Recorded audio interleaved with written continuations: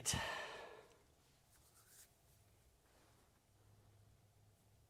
There we go. We are live. Are we live? Yes. Yep. So let's see from the audience, guys. Can you guys hear us, see us okay? Yeah.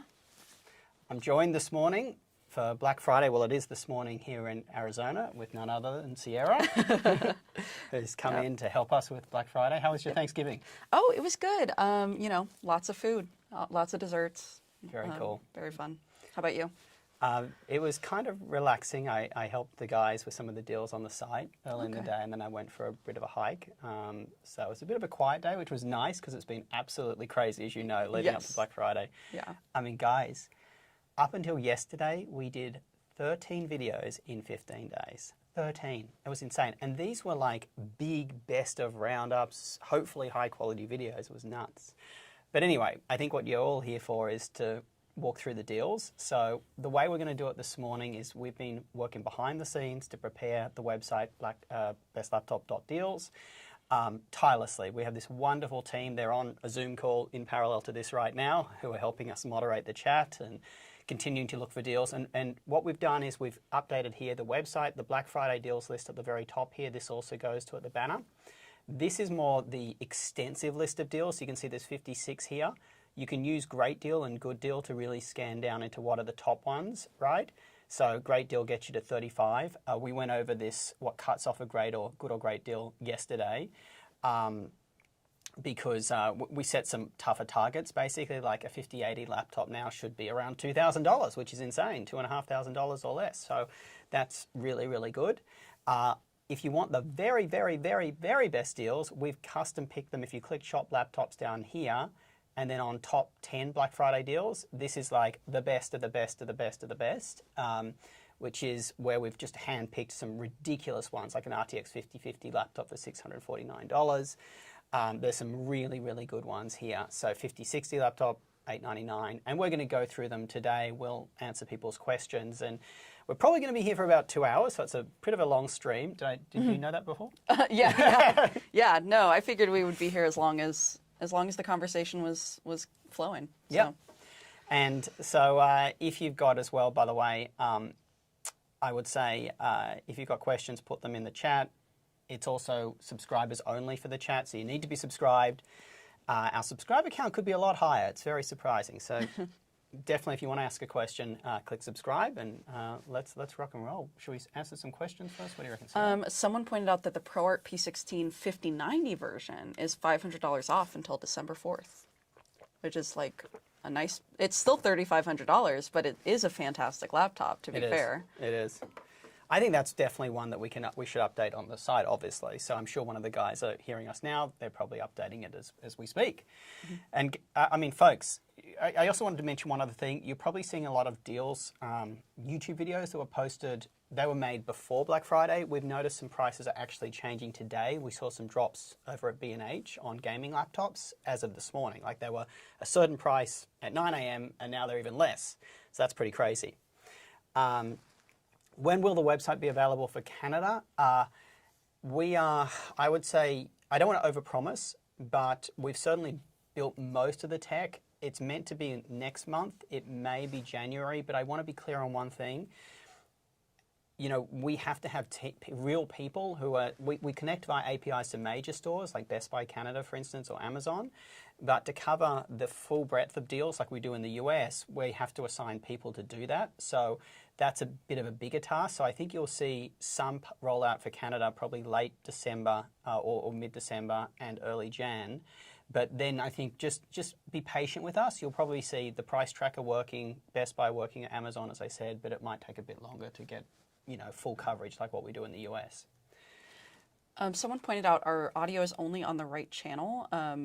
Is everyone hearing that, or is that just one person? They're right. I can see it here.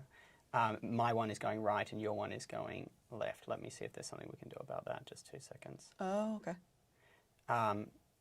Why don't you ask some questions while I try to sort that out? Okay, yeah. The Legion 7i for $1449, that's really good. I mean, that's also a fantastic laptop. I think, and Cameron said it's a bit low, our audio as well. Yeah, so for $14.49, I mean, I think that's a good deal. Is it the 5070 version with 32 terabytes? I think that, or sorry, 2 terabytes and 32 gigs, I would think. I think that would be a good deal for that. Let me see. 5070 Ti deals. I mean, let's see. What does our website say?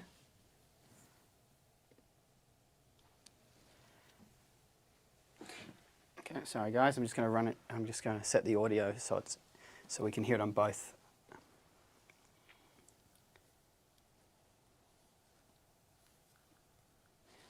Looks like the Predator Helios Neo 16S is on sale for $1,400, which is, I believe, about $400 off, $450. Yep, that's a really good one. The Legion Pro 7i 5070 Ti is on sale for $1,900. Can you ask people just to check that it's coming through on both channels now for them? Yeah. Can everyone hear us on both channels now?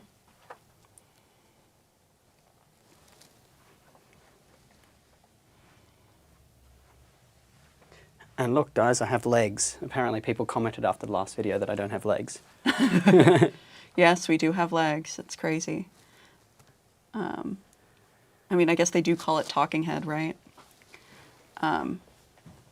Yeah, I feel like for the 5060 version, that's actually not that good of a deal for the Legion 7i. $1,400. Yeah, it's like a okay It's deal. an okay deal. Is that listed on the site as a good deal or a great deal? This person's just asking about it in the chat, and I didn't know which config they were asking about. Let's see. So we're going to go search for the Legion 7i. So let's see, Legion 7i for... Oh, we may not have that deal listed, though. Oh, we don't even have that deal listed, so I'm sure one of the guys can add it right now. Did I just click on that? Yeah, where is that Legion 7i deal so we can add it to the site? I just clicked on search config and it didn't work. That's really weird. Mm-hmm.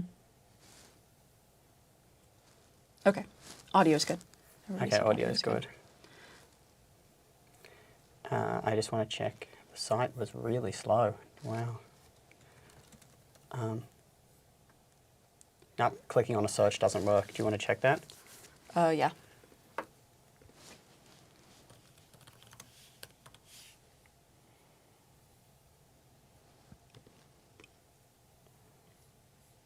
Oh yeah, it's not working for me either.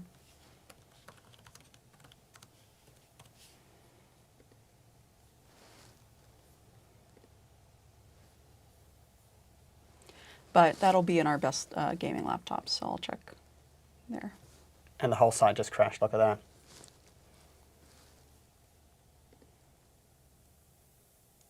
I mean, we might be getting a lot of traffic. Wow, that's really weird. See, we're driven by external servers, so it shouldn't be. We're a hosted solution, so this. I mean, obviously it's a custom build, but sorry to keep looking over at the site, but yeah, the site's down. The site's gone down. So, which is okay. We're back.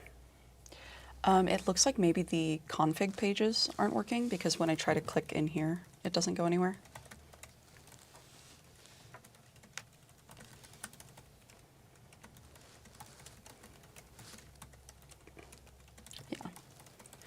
Yeah. Okay.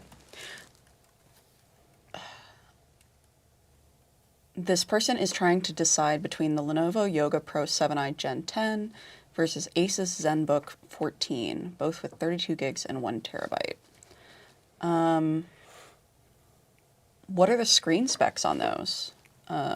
Which one was this one? The Yoga Pro 7i Gen 10 versus Asus ZenBook 14 with 32 gigs and 1 terabyte. Which was versus which one? The ZenBook? ZenBook 14 versus Yoga Pro 7i. Oh, they're such different laptops, right? They're very different laptops, yeah. I mean, I would lean towards the Yoga with no knowledge, but that depends on, like, if one is a 1200p screen, then I might, lean towards a ZenBook if that's like 2880 or something. I think the Yoga feels, as I recall, so the ZenBook is, I can't remember the weight exactly between, so you're talking about the ZenBook. This is a thicker one. There's a ZenBook S, which is the slim.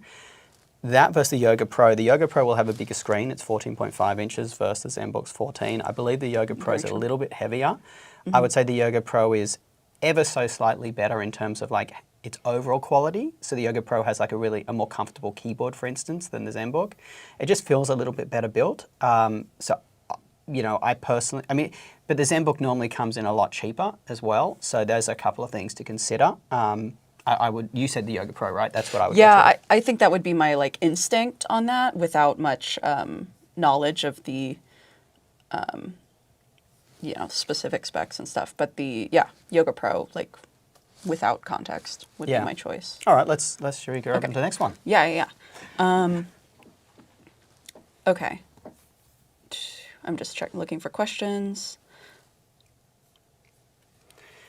2022 XPS 17. I am not a power user, but got it mainly due to the UHD screen. Any suggestions for a 16-inch that has a similar screen and can run Linux?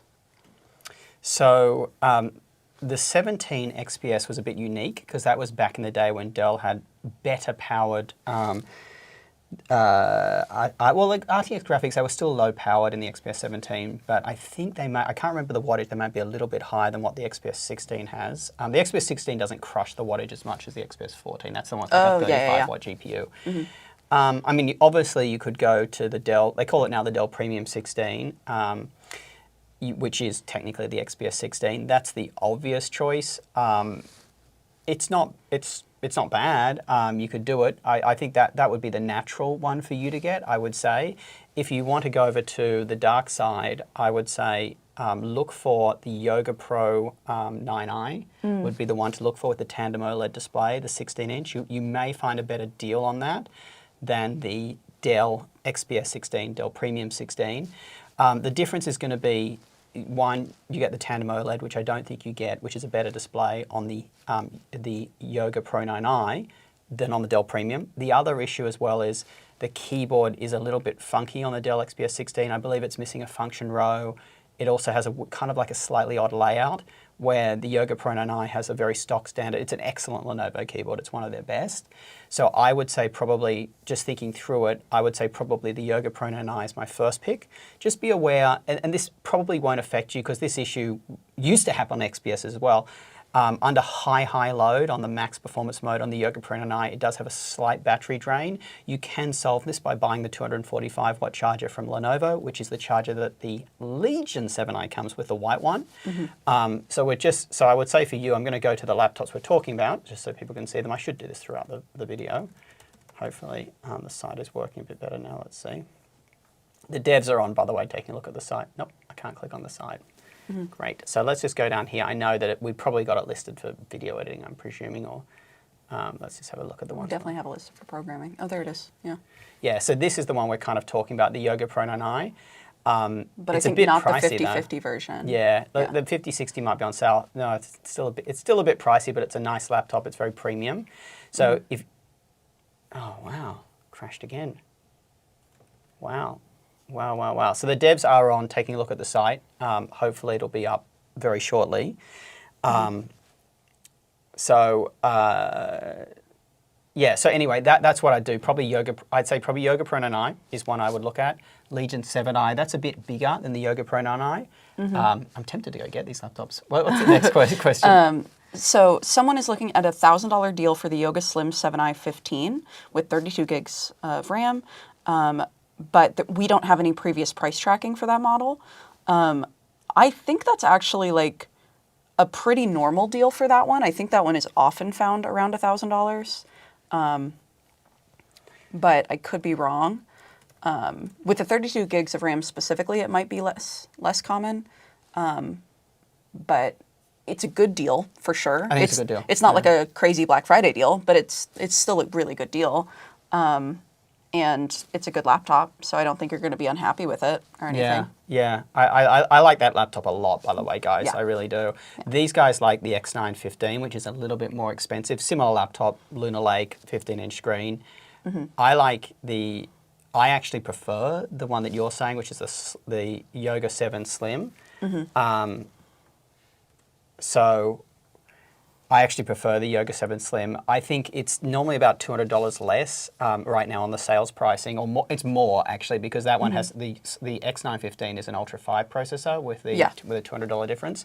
But obviously, if you want Ultra 7, it's probably like a $500. So it's cheaper. I also personally prefer the keyboard on the Yoga Slim 7 versus the X9. I know you and Seth like the keyboard on the other. I think they're both good. Yeah, I don't think one is like significantly better than the other. They're about the same, probably. Yeah, I found them a little bit different. Like I found the Yoga's a bit more clicky. Oh yeah. Where your one's a bit soft. I'd say your one because you and Seth both use those. Yes, yeah. 15 and 14. No, but I like the Slim 7i a lot. I think it's a good laptop. Yeah. All right. What's the next one? Should I buy the Gigabyte Aero X16? I want to code and game. I mean, sure. Yeah, it's a good laptop, which is usually in a good budget. You might not like that the screen is a little worse than some of the other options that we suggest for coding. But if you're on a budget, then that might be the best you're going to get as far as the screen goes. But yeah, it's good for coding and gaming. Yeah, I think the one thing I was going to say about the Aero, so I think the Aero offers this wonderful, I agree with you. I think the Aero, just add just a little bit more color on it. If you're left-handed, one thing about the Aero is it does have the power coming out the left side that might get in your way. It's kind of halfway down the laptop. So I'd mainly buy it if you're right-handed. If you're right-handed, you don't have to worry about that. Also, it just, in terms of a $1,200, $1,000 laptop, it is a pretty good deal, as Sierra said. Just you might feel a little bit keyboard deck flex. The keyboard isn't as stiff and firm as like, the Slim 7i we just talked about before and the X915. Those are more premium laptops, but obviously they don't have the gaming chops of the Aero. I think it's a good laptop. I think the other thing that you just got to be aware of is the colors. I don't believe are like amazing for something like video editing, but I don't think they're doing that, are they? They're just doing gaming. They just said coding and gaming, yeah. You'll be fine then. Yeah. I think it's a good choice. I think the other option, of course, around that price is the Legion 5i, but I think the Aero, it gives you a bit of extra screen real estate, which is nice over the Legion. Yeah. The Legion's display is a bit better because it's an OLED, but I think you're not going to have too many problems in your use case with the Aero. I think it's a nice laptop. Yeah. Someone is thinking about getting their mom the Surface Laptop 7 because it's only $649 at Micro Center.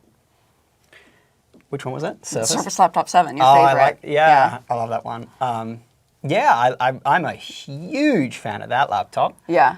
Do we have you love its trackpad, right? Oh, man, so good, the trackpad. It is, I swear, that laptop is the closest the Microsoft Surface to the MacBook Air, and I like it better than, here's the pros and cons versus the MacBook Air. And I'm talking about the Air 13 here.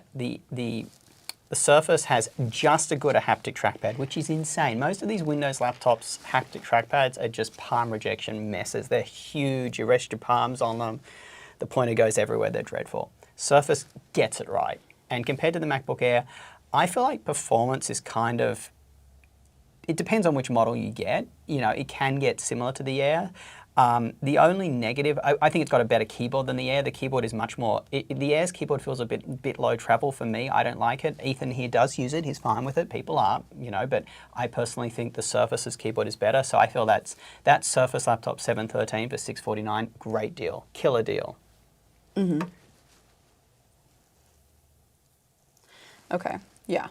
And especially for your mom, I think, but it does get warm, right?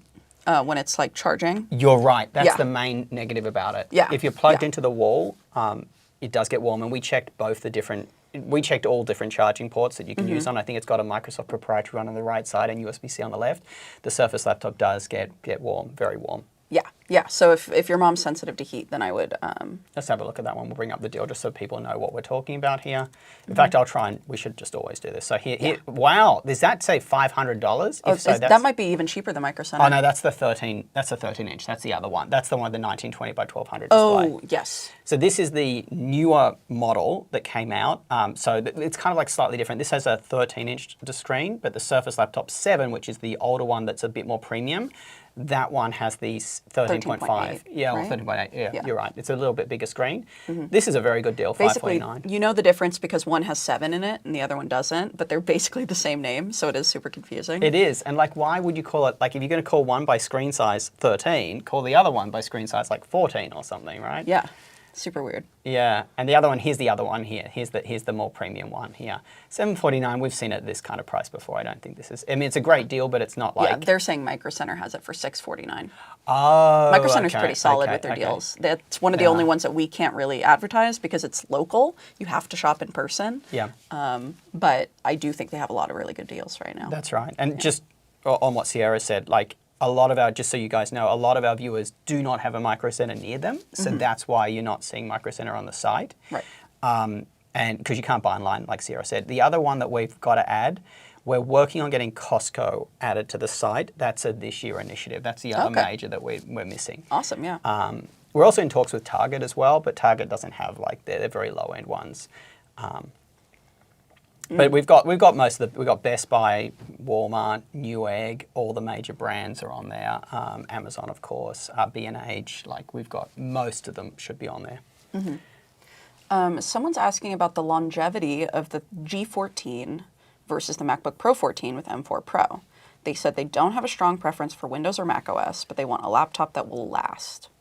My gut would be the MacBook, but I'm also curious what you're doing, because if you care about games, even light games on the side, like the Zephyrus might be a better pick for you, but I don't know what your use case is. Otherwise, I would say the MacBook. Yeah, I think you nailed it. I think some games do run on the Mac, but it's a small, very small selection. Like, I play League, that does run well on the Mac now.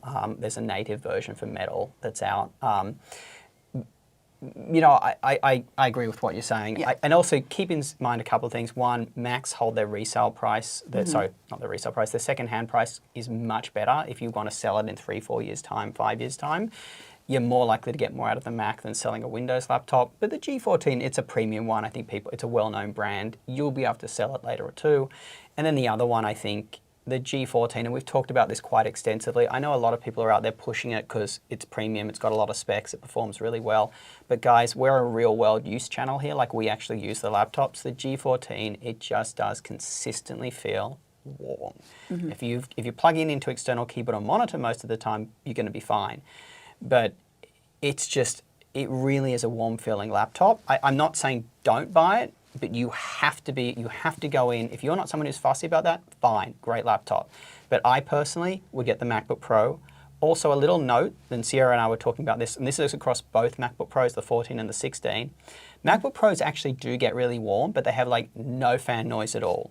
What you can do is download this Max Fan Control app. You can then up the fans to like 2000 RPM consistently on both. The laptop stays very, very cool, even under performance use, and you still can't hear the fan noise. So Macs have that kind of flexibility because they are so efficient. So even if they're warm, you can do something about it. Whereas with the G14, even putting the fans at max on that laptop, which is like, 60 decibels or something, it still feels warm. And so, that's the big difference. Again, G14's a nice laptop. It's just not, I think because of that, it's not an S-tier laptop. Yeah, for sure. Which I guess that's kind of a teaser for our little tier list we're going to try to do Monday.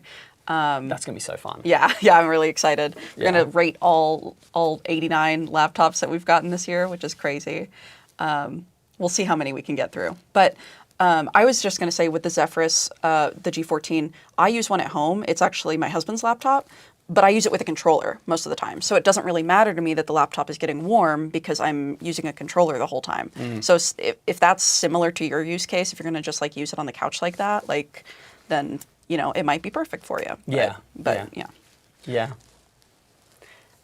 I keep forgetting to bring up the laptops, and the devs are just about to roll out a fix for the issues. So. Okay, awesome. Yeah. What's another one? Oh, it just popped me to the beginning. I was trying to go backwards so that I could get everybody's question, but it just we might miss a While you're couple. doing that, I'm going to talk about my favorite deals that I'm seeing here that I really like. Okay. I've been eyeing this Acer Nitro V with a 5050. I've seen that for a while. That one at $629. That's a really good price for a 5050, guys. This Acer Nitro V.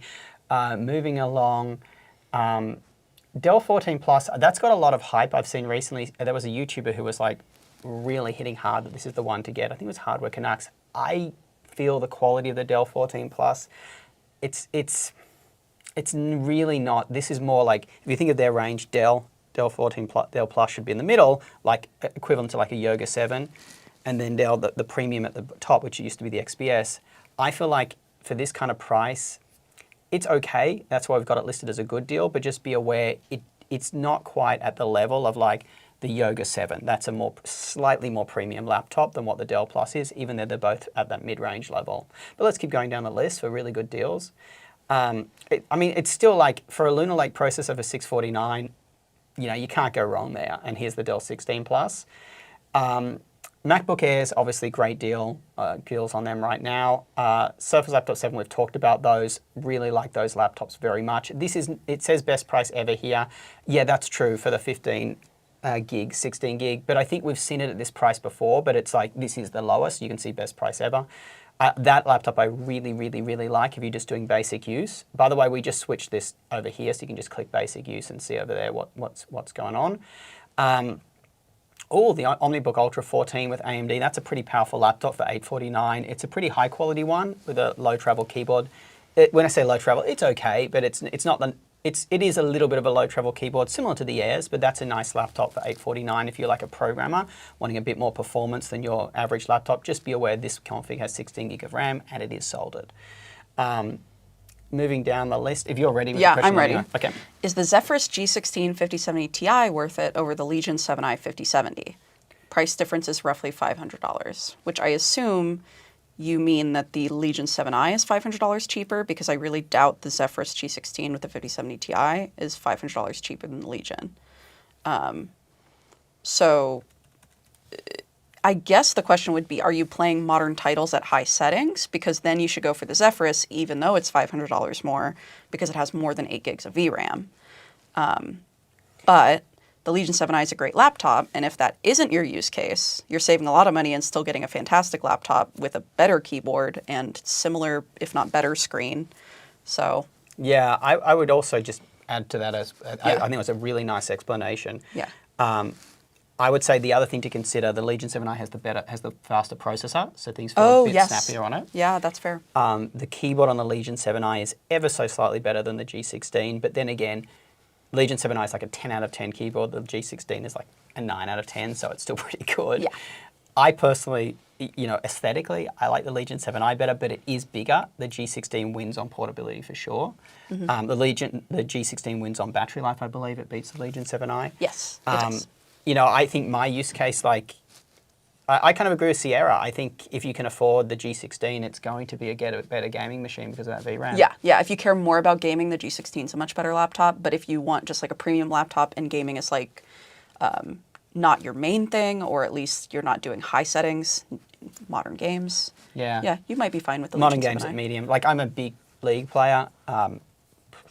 Way too much League.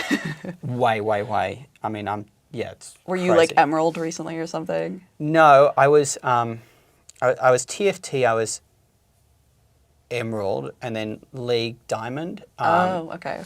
So, no, I think I hit Diamond for TFT as well the season before. The last season was garbage, but yeah, so I played the Riot games. So for me, like, Legion 7i is great because, you know, I'm not playing that high settings, and I would trade the benefits of the Legion 7i, as in I want the benefits of the Legion 7i for a slightly worse gaming experience, like turn down the settings a bit. Mm-hmm. Like, if you run most modern games at medium, you're going to be fine with 8 gig of VRAM. But I agree with Sierra. If you've got the money, the G16 is a better machine. In fact, my best friend asked me, like, hey, what gaming laptop can I buy? If you take away the price cap, I don't want it to be loud, I don't want it to be hot, I want to have a great gaming experience, and I want somewhat portable. I gave him the Zephyrus G16 with a 5070 Ti. That's this one here. I mean, $2,179. It seems expensive for a 5070 Ti, but you've got to factor in the whole picture with this laptop. It is slimmer than most 5070 Ti laptops. It is more portable. It's very premium. Really good deal. Omnibook X Flip with Ultra 7 Lunar Lake, or Omnibook 7 Aero with the Ryzen processor. Okay, hang on, let me go back to those pages because I want to. So this is definitely. We'll go to basic laptops here. So we're going to bring up. This is more like your basic laptops. And I don't know why the site's so slow there. Yeah, there you go. It came up. Yeah, so the Omnibook X Flip, that is the Ryzen processor, but I assume there's a somewhat similar deal. Were they looking for the 14 or the 16? 14. The 14. Well, Here's it the actually 14. doesn't say, but they're looking at the Aero as well, so I would assume it's the 14 and the 13. We love the Aero. Yeah, we really like the Aero. Get the Aero. Yeah. If you don't need 2-in-1 capabilities, get that Aero. Yeah, we like the Aero a lot. I would say you're going to have worse battery life, but I really like the keyboard on the Aero. I would get it with the better screen if you have the option. That's this one here. It doesn't. This photo here does not do this laptop justice. It looks so it's cute. It's really nice. Yeah. And it's light. It's so light. I think it feels better built too, in my mind, than the 2-in-1. The X. Yeah, the X. I feel like they feel a bit cheaper. They feel very budget, where there's a bit more flex, where this one feels very well built.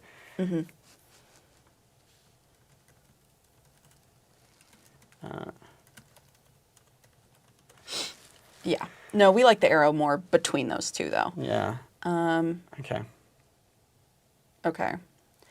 Acer Predator Helios Neo, the 16S with the 5070 Ti, versus the Legion Pro 5i Okay, I'm going to go back to gaming. Let's go with back to RTX gaming. 5070. The Predator Helios, which one was it? The 16-inch. Yeah. See, this might even be on our top 10. No, it's not. Okay. Yeah, the 5070 Ti 16S, yeah, that one. Yep. That one versus the Legion Pro 5i with 5070. Both of those laptops get very warm, actually. The Predator because it's thinner, the Legion Pro 5i because it performs so well. What was the question? Was it about heat? Between the two. No, it just said they're mostly going to be playing games, training models, and browser Oh, automations. I mean, this is my 2 cents. I Yeah. would get the Predator in a heartbeat over the Yeah. Legion 5i. You got a bigger screen, which is going to be more immersive for gaming. 16 versus 15-inch. That was the Legion 5 who was comparing to. Right? Pro 5. Oh, the Pro 5. Okay. Yeah. I think, given what Sierra said, and I 100% agree. Yeah. I would get the Helios because it's both, as she said, gets hot. But I think. If you're already okay with that, like... Yeah, I feel like the Predator is a bit thinner, so it doesn't, like, the Legion is a bit of a thick laptop, so it can kind of cut into your wrist a bit. You know, if you're used to thick laptops, you're going to be fine with the Legion Pro 5i, which I think is what they're talking about. Yeah. That one is a bit thicker. For me, I prefer the Helios because it's a bit thinner and easier, like, on my wrist. But one thing to consider, they both have bad battery life, but the Predator doesn't allow you to lower screen refresh rate to 60 hertz, so... Its battery life is absolutely terrible, like 2-3 hours. So with that one, you know, I think if you're plugged in mostly, like 90% of the time, 95%, I'd go the Predator.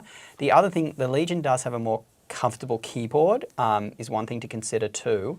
And by the way, if you see, this is another thing that we're noticing a lot we see a lot in reviewers, they're showing you these the FLIR cams, the thermal cameras of these laptops, and they're saying the Legion Pro 5i is not too bad because all the heat's in the center.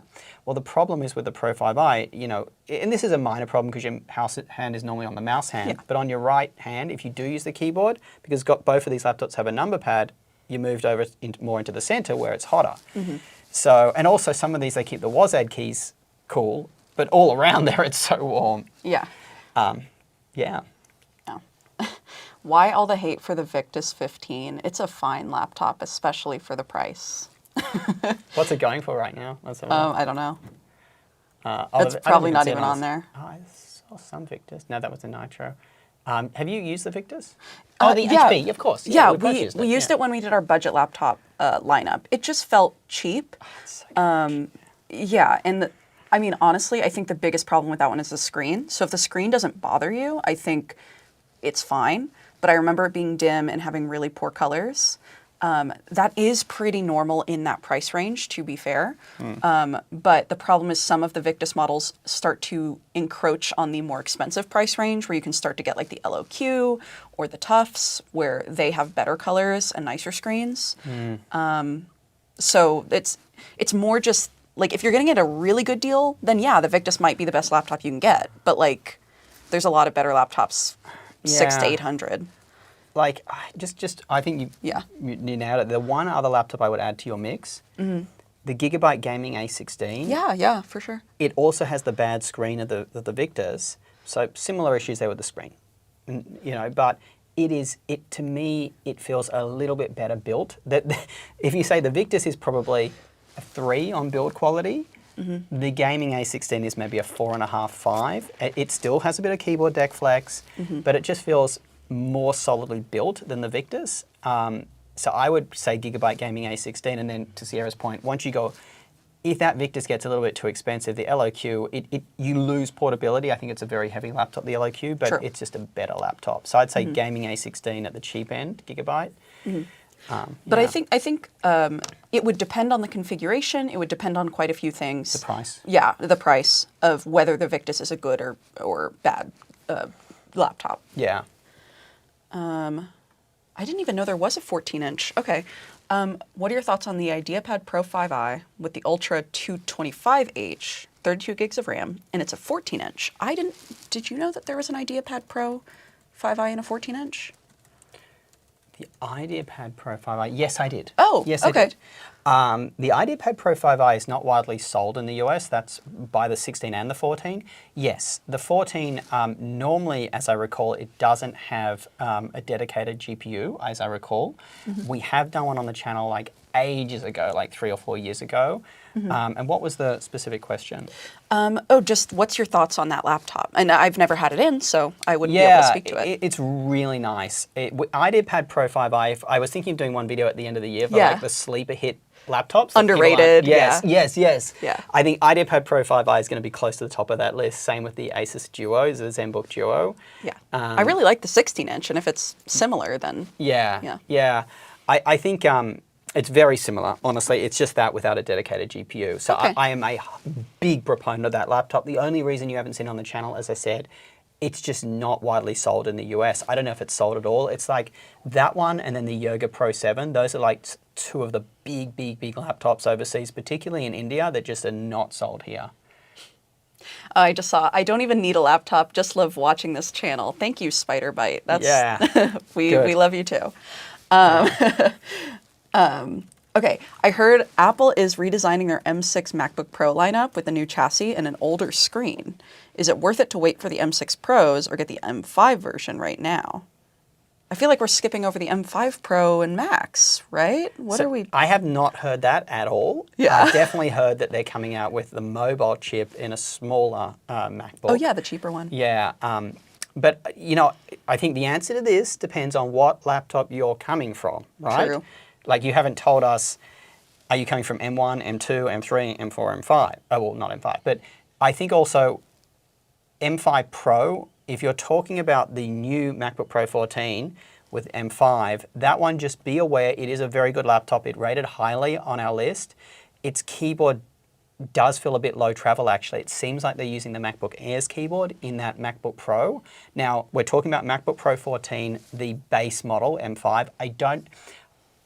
Stupidly, we returned our base model M4, so I don't know if it's something that's new this year that they've replaced that keyboard with a lower travel one. So where I'm going with this is I'm very worried that the MacBook Pro 14 with the M5 Pro and M5 Max chips and the 16, I hope they don't replace the keyboard with the low travel ones from the Airs. Yeah. That would honestly take that laptop down from S tier down to A tier immediately. The other thing I'm worried about is they need to put Wi-Fi 7. Now, sometimes they do. Like the cheaper MacBook Pros have like Thunderbolt 4, and then the more expensive ones are Thunderbolt 5. So let's hope the new ones come out with Wi-Fi 7.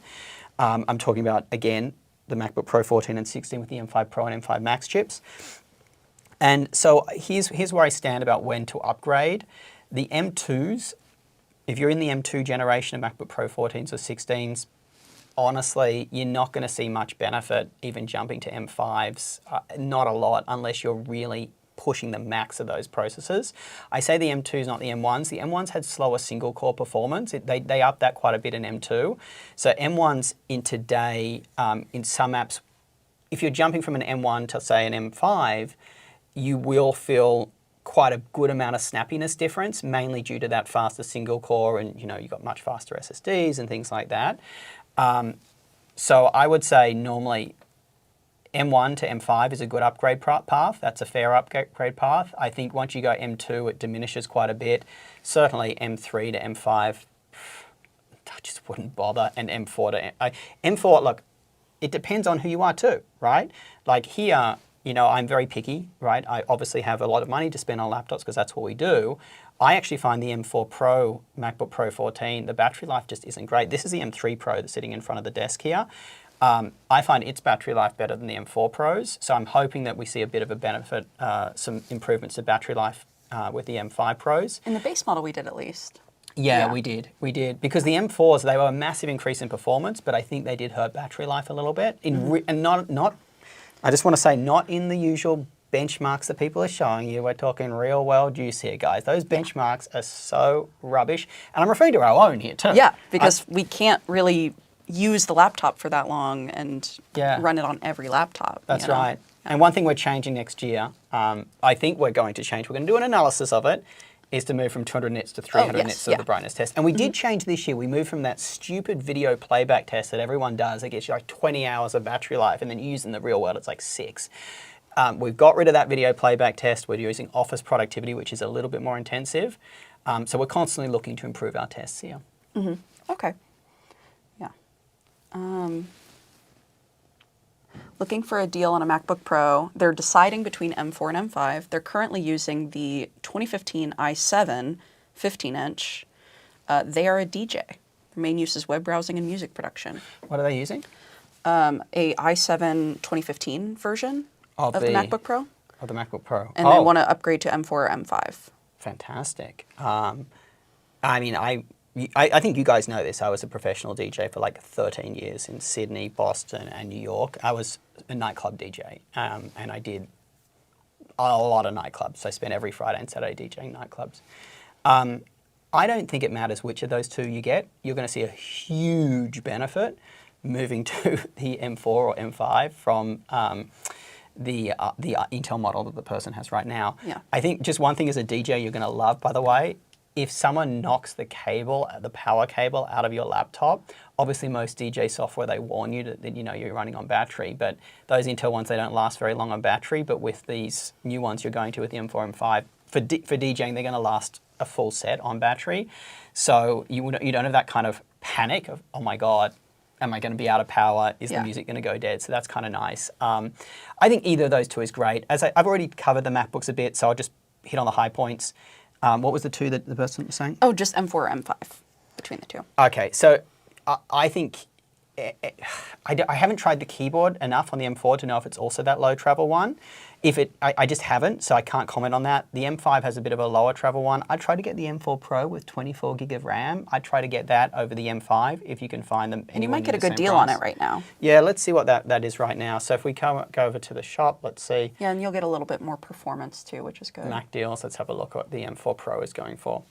So I actually, for a DJ, and you don't need a lot of storage, right? I mean, most people, I don't know how you're DJing if you're putting the songs on your laptop or you're using a USB key and plugging it into the mixer.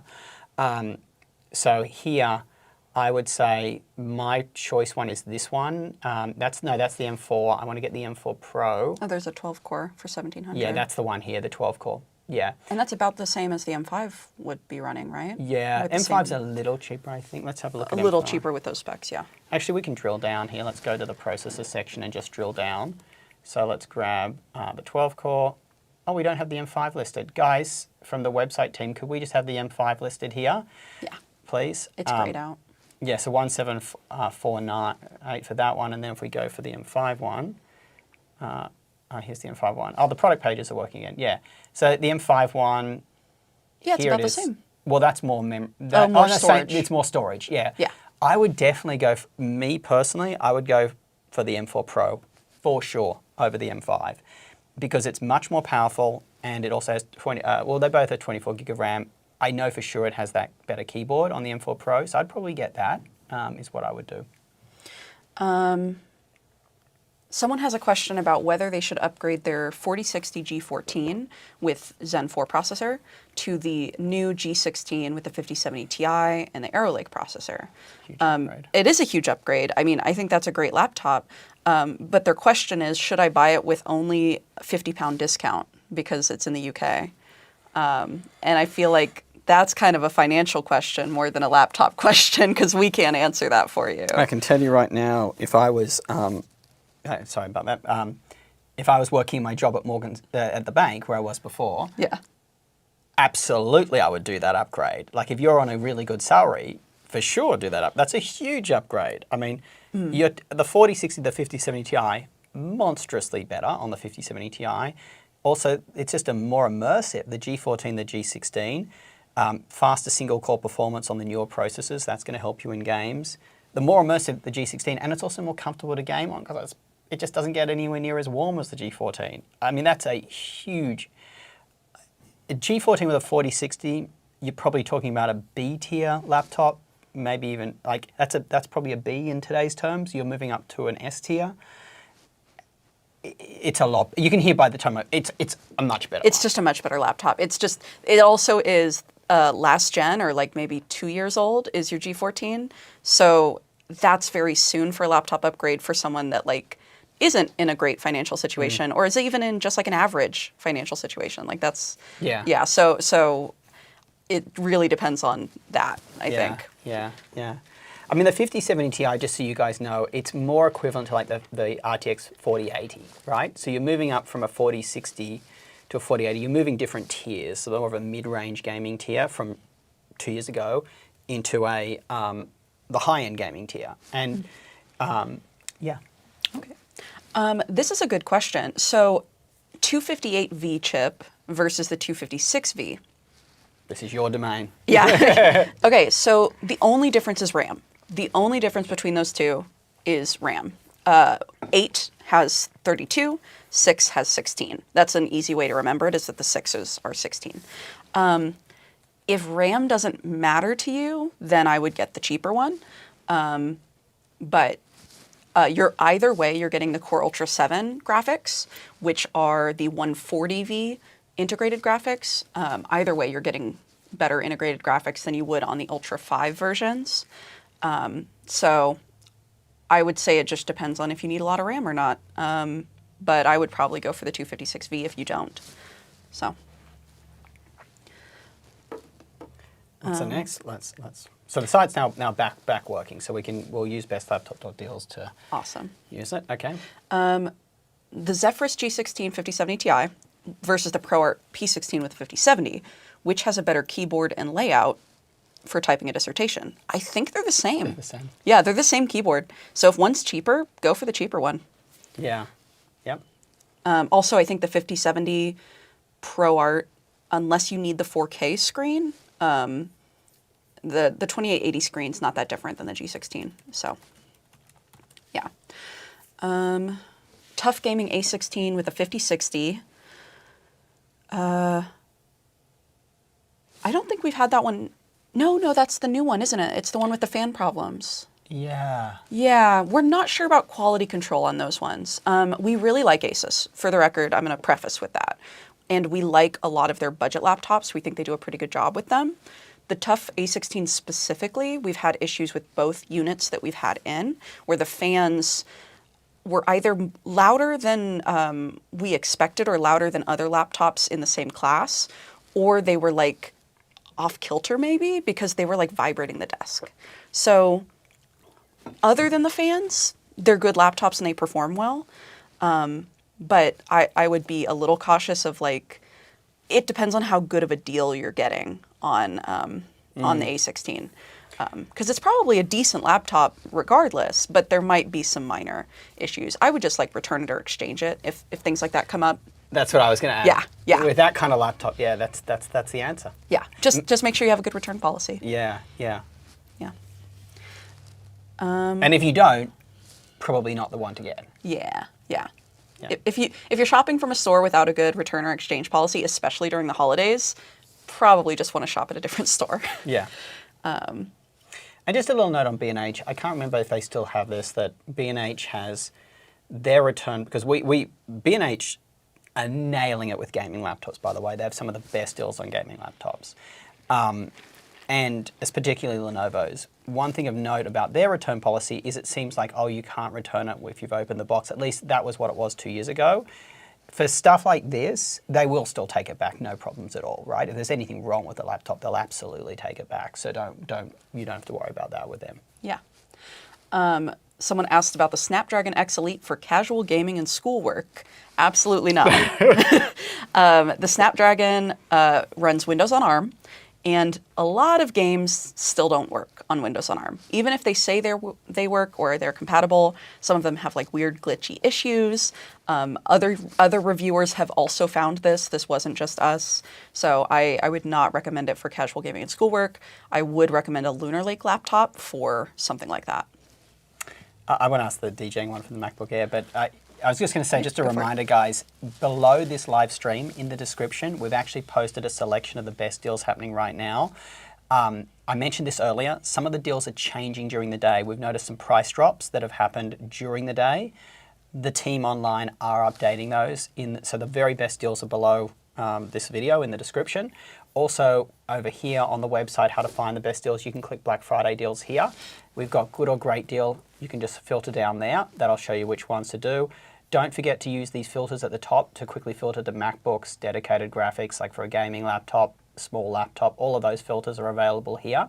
So I'd really try and focus those good or great deal from the Black Friday list. In addition to that, if you click Shop Laptops, this one's taking a bit of time to load. Obviously, we've got high traffic this morning. Or today, should I say. Over here, these are some of the very best laptop deals. These are even cherry-picked from the Black Friday deals list. So keep an eye on those as well. So these are the best of the best of the best of the best. With that said, let's talk about the DJing question about MacBook Air. You absolutely can DJ on a MacBook Air. I personally wouldn't, but you can. I think the reason I wouldn't is getting a fan that's in the Pro models. I think DJing is one of those things, like you just cannot have it go down. I mean, I don't know what kind of DJing you're doing, but you can ruin someone's wedding. A club without music going, believe me, I've had it happen a couple of times in the middle of the dance floor. Nothing kills atmosphere faster than the music stopping. And I'm not saying that music will stop with the MacBook Air. I'm not saying that at all. I just like to personally feel as least risk as possible. So I would try to get a MacBook with a fan. So that's the MacBook Pros. Even if you need to save money, I think the M3 Pro, which we're using right here, totally fine, right? I would just try to get a MacBook Pro 14 instead. That's my personal opinion. You absolutely can DJ off the Air. I wouldn't say that, but if you're DJing at a professional level and people are relying on you, I think, you know, look, here's what's going to happen with the Air in the worst case scenario. In the absolute worst case, things might just slow down a bit. I don't think it's going to stop the music in any way, but I think it's just like personally a risk that I personally wouldn't take. That's just me personally. So you can DJ off the Air. I would try and keep that to more like if you're playing house parties, you're learning to DJ, they're more casual things than if you're like absolutely pro, right? I just noticed on that chat, it says B&H has high return restocking fees. Have you heard of anything about that? Yeah, so B&H they can have return restocking fees if you're getting a laptop, you're trying it, there's completely nothing wrong with it, and you're sending it back. If you find something you don't like about it that's more material, like, oh, the screen's way dimmer than I thought, that is certainly an argument you can present to them that I found they're fairly lenient on, okay? As in, they'll let you return it. So it just depends. If you're getting a MacBook from them, and it says nothing wrong with it, everybody knows MacBooks are good, and you just decide to return it, yeah, there may be a restocking fee. But for most, I've returned a couple of laptops to Best Buy with, not Best Buy, sorry, B&H with minimal issues when there is something that, you know, hey, I bought this laptop, it gets way too hot to the touch or something like that you're unhappy with. They tend to be pretty good. I'm not B&H, so I don't want to like represent them. I'm just going off my personal experiences, but yeah, there you go. Yeah. Best Buy is better for returns, 100%, they are, but I don't want people to think that B&H are not like, they're not going to not do the right thing from what I've experienced with them. 2-in-1 for D&D, YouTube, and Procreate for a casual artist so that they can avoid getting an iPad. They have no idea what they need for specs. God, I wish Ethan was here. He's a huge D&D player, isn't Yeah, he? he is. Well, D&D isn't going to be crazy. If you're doing art, I would say that's the most intensive thing it sounds like you're doing, like Procreate or Photoshop or that kind of stuff. But you're probably still able to get away with like a Lunar Lake, I would think. Maybe just in case, go for like an Arrow Lake or like a higher end Ryzen chip. But I think, yeah, I think specs wise, you're probably fine with any number of CPUs. Like on our website, actually, if you could show them, we have basic, good, and max performance. I would say anything good or better, you're probably fine with. So where she's referring to, if you come down here, we found that a lot of websites which sell laptops, they just have the processors listed and people don't know what to get. So we've grouped them together. You see, you could select all here. That shows you just the best performing ones. You can good performance. And good performance, this is great for like a DJ, a audio engineer, mid-tier gaming, programming, that's there in the good performance. And which one were you recommending here? I was saying good because I think just to play on the safe side, if you're going to be running like a creative program that requires a little more CPU and RAM, I think if you get a laptop, a 2-in-1 that has one of these, I think you're probably playing it safe there. This is a good question. What would be the pick if the similar price, and I think I know the answer to this, Ultra 5 226V or Ryzen AI 7 350? If you don't need performance, the Ultra 5 would be my pick. But if you need performance, I would pick the Ryzen 7. Basically, it really depends on what you need for that. They're both good chips. The Ryzen 7 performs a lot better, right? Yes, yeah, I think you're way talking better. about what, 500 Cinebench to 800? Yeah, it's like a 500 to an 800. Yeah, that's about right. But to your point, I think you're right. The battery life is better on the Battery Ultra. life is going to be way better on the Ultra 5. So if you care more about battery life, go for that one. If you care more about performance, go for the Ryzen 7. Sucks that that's a trade-off, but that's how the trade-off works. I thought an interesting question I've seen, people are asking about the handhelds. Right? Oh, yeah. Why don't you talk about what you guys have been working on? You and Oh, yeah. We did get the ROG Ally, not the Ally X, the cheaper one. I don't know if you could call 700 or 600 cheaper, but we did get that one in. Tony's actually playing with it this weekend. That's his homework over the weekend, is he gets to play and game for fun. So far, I think there's some really compelling reasons to get a Windows handheld. I definitely see the value prop, the fact that you can access all of your game libraries in one place, and you can run games that only run on Windows. Very cool, very new. But I think that it's still in early stages. So I think you have to kind of be okay with some minor bugs or minor issues. Namely, when I was setting it up and I was playing on it, I noticed that it a lot of times wanted to push me into a Steam window or take me over to Steam to install and do all of that. But then when I tried to open from Steam the games, there was like a weird issue with Steam Big Picture mode and the Xbox mode kind of interacting poorly with each other, where it almost wanted double input or it wanted, or it wouldn't take input at all.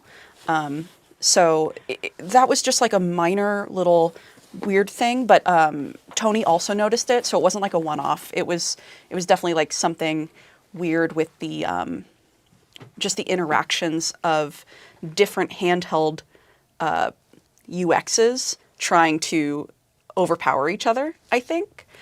So that was kind of weird. But that's really the only issue I've had with it so far. It does seem pretty good, and it does play decently high-res games. So, yeah. I was just going to say in general, one thing that we're looking at next year, and we're going to sit down around January to do a big strategic planning session, and we're really looking at how do we expand further, because we want to keep growing, and we're looking at can we expand what I would term in the business term horizontally by adding different product categories, right? Mm-hmm. We're looking at, do we do some maybe 5 videos per year on accessories? What's the best Wi-Fi router? What's the best, what's Desk Tour? What's the best Thunderbolt 5 dock? What's the best, that kind of stuff. So maybe 5 to 10 of those. We're also looking at the handhelds. Mm-hmm. We're looking at perhaps, I think pre-built gaming desktops is unlikely. If anything, we might do all-in-ones. And then we're also looking at robot vacuums, as you've probably seen from the channel. we're trying to take a look at what we would expand to. You know, here one of the big things is if we're going to do something, we need to do it well, right? And even with these handhelds, I think it's a nice general video, like what we do with mobiles right now. We do a couple of mobile phones per year. It's more experimental and, sorry, experience-based, not experimental, experience-based. But I think if we're going to get into something in a big way, we want to be thorough. So like with laptop testing, we have a very, very rigorous process, right? We know these that we're testing PW and flickering, we're testing this, we're testing palm rejection, we're testing how sharp the edge is, and that kind of rigor, it takes time to develop. So we would probably have something, you know, a rigorous test plan for gaming handhelds. And I think we're really looking at that next year. Is that something we do? Another option is, of course, we've talked about more international growth. International growth means we have to do different laptops because some are only Yoga Pro, we covered that, IdeaPad 5i, the 14. Those are heavily overseas, but not here. And then, of course, the other one is we go more deep vertically, where we look at doing more shorts and getting our content on other platforms. Like we're already testing the laptops, why not roll them out to other platforms? I don't know about you guys, I'd love to hear this in the comments. I personally don't love watching shorts of like laptop reviews or tech reviews. I find they're way too compressed. Most of them to me just seem like just advertisements. And I don't get anything out of them. That's me personally. I tend to watch shorts more for entertainment purposes or, you know, the news or something like that, but mainly entertainment. But I don't know about you guys. Thin, portable, sleek-looking laptop, mainly used for Excel and charts, but is also able to game, Fortnite specifically. Budget of $1,500. So what? A thin and light gaming laptop that doesn't get too warm. Funnily enough, the one that's coming to mind, I mean, the Legion 7i gets a little warm, but it's not terrible. That I think can be found down there. It's currently on sale for $14. Yeah, that's a nice one. It's not, I wouldn't call it, it's pretty light. It's pretty, for what it is, it's pretty light. Yeah. I'd say the Legion 7i. I think that's a nice one. What would you say?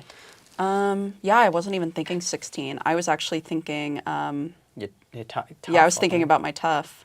So I'd say the because it stays really cool and it's very small and portable. So if you want a 14-inch, I think the Tough is a good suggestion, and hopefully it is on sale. I actually haven't seen it go on sale yet, so Yeah, hopefully so Black Friday is actually... Tough 8, and you're talking about the Tough A14, obviously. Yeah, right? yep, looks like it's not on sale yet. Yeah. But you can get last year's version in your price range, which is still pretty solid, especially if you're only doing like Fortnite, like you'd be fine. Yeah, that laptop it's so light, the Tough, it is so light, and it stays so cool. Now, I believe it's only an 80-watt GPU, so it's not going to be the performance of the Legion 7i that I mentioned, which is more, I think it's full wattage, the Legion 7i, or close to it. So... Well, the new one's 100-watt, the new Tough. Oh, really? Yeah, yeah. Okay. So, yeah. it's not pretty far close. off. Yeah. It's pretty close. Oh, but it's not sleek looking, to be fair. Yeah. Like, if you're looking for something, like, stylish, the G14 is more stylish laptop, but that one gets a lot warmer. So, yeah, it's kind of a trade-off.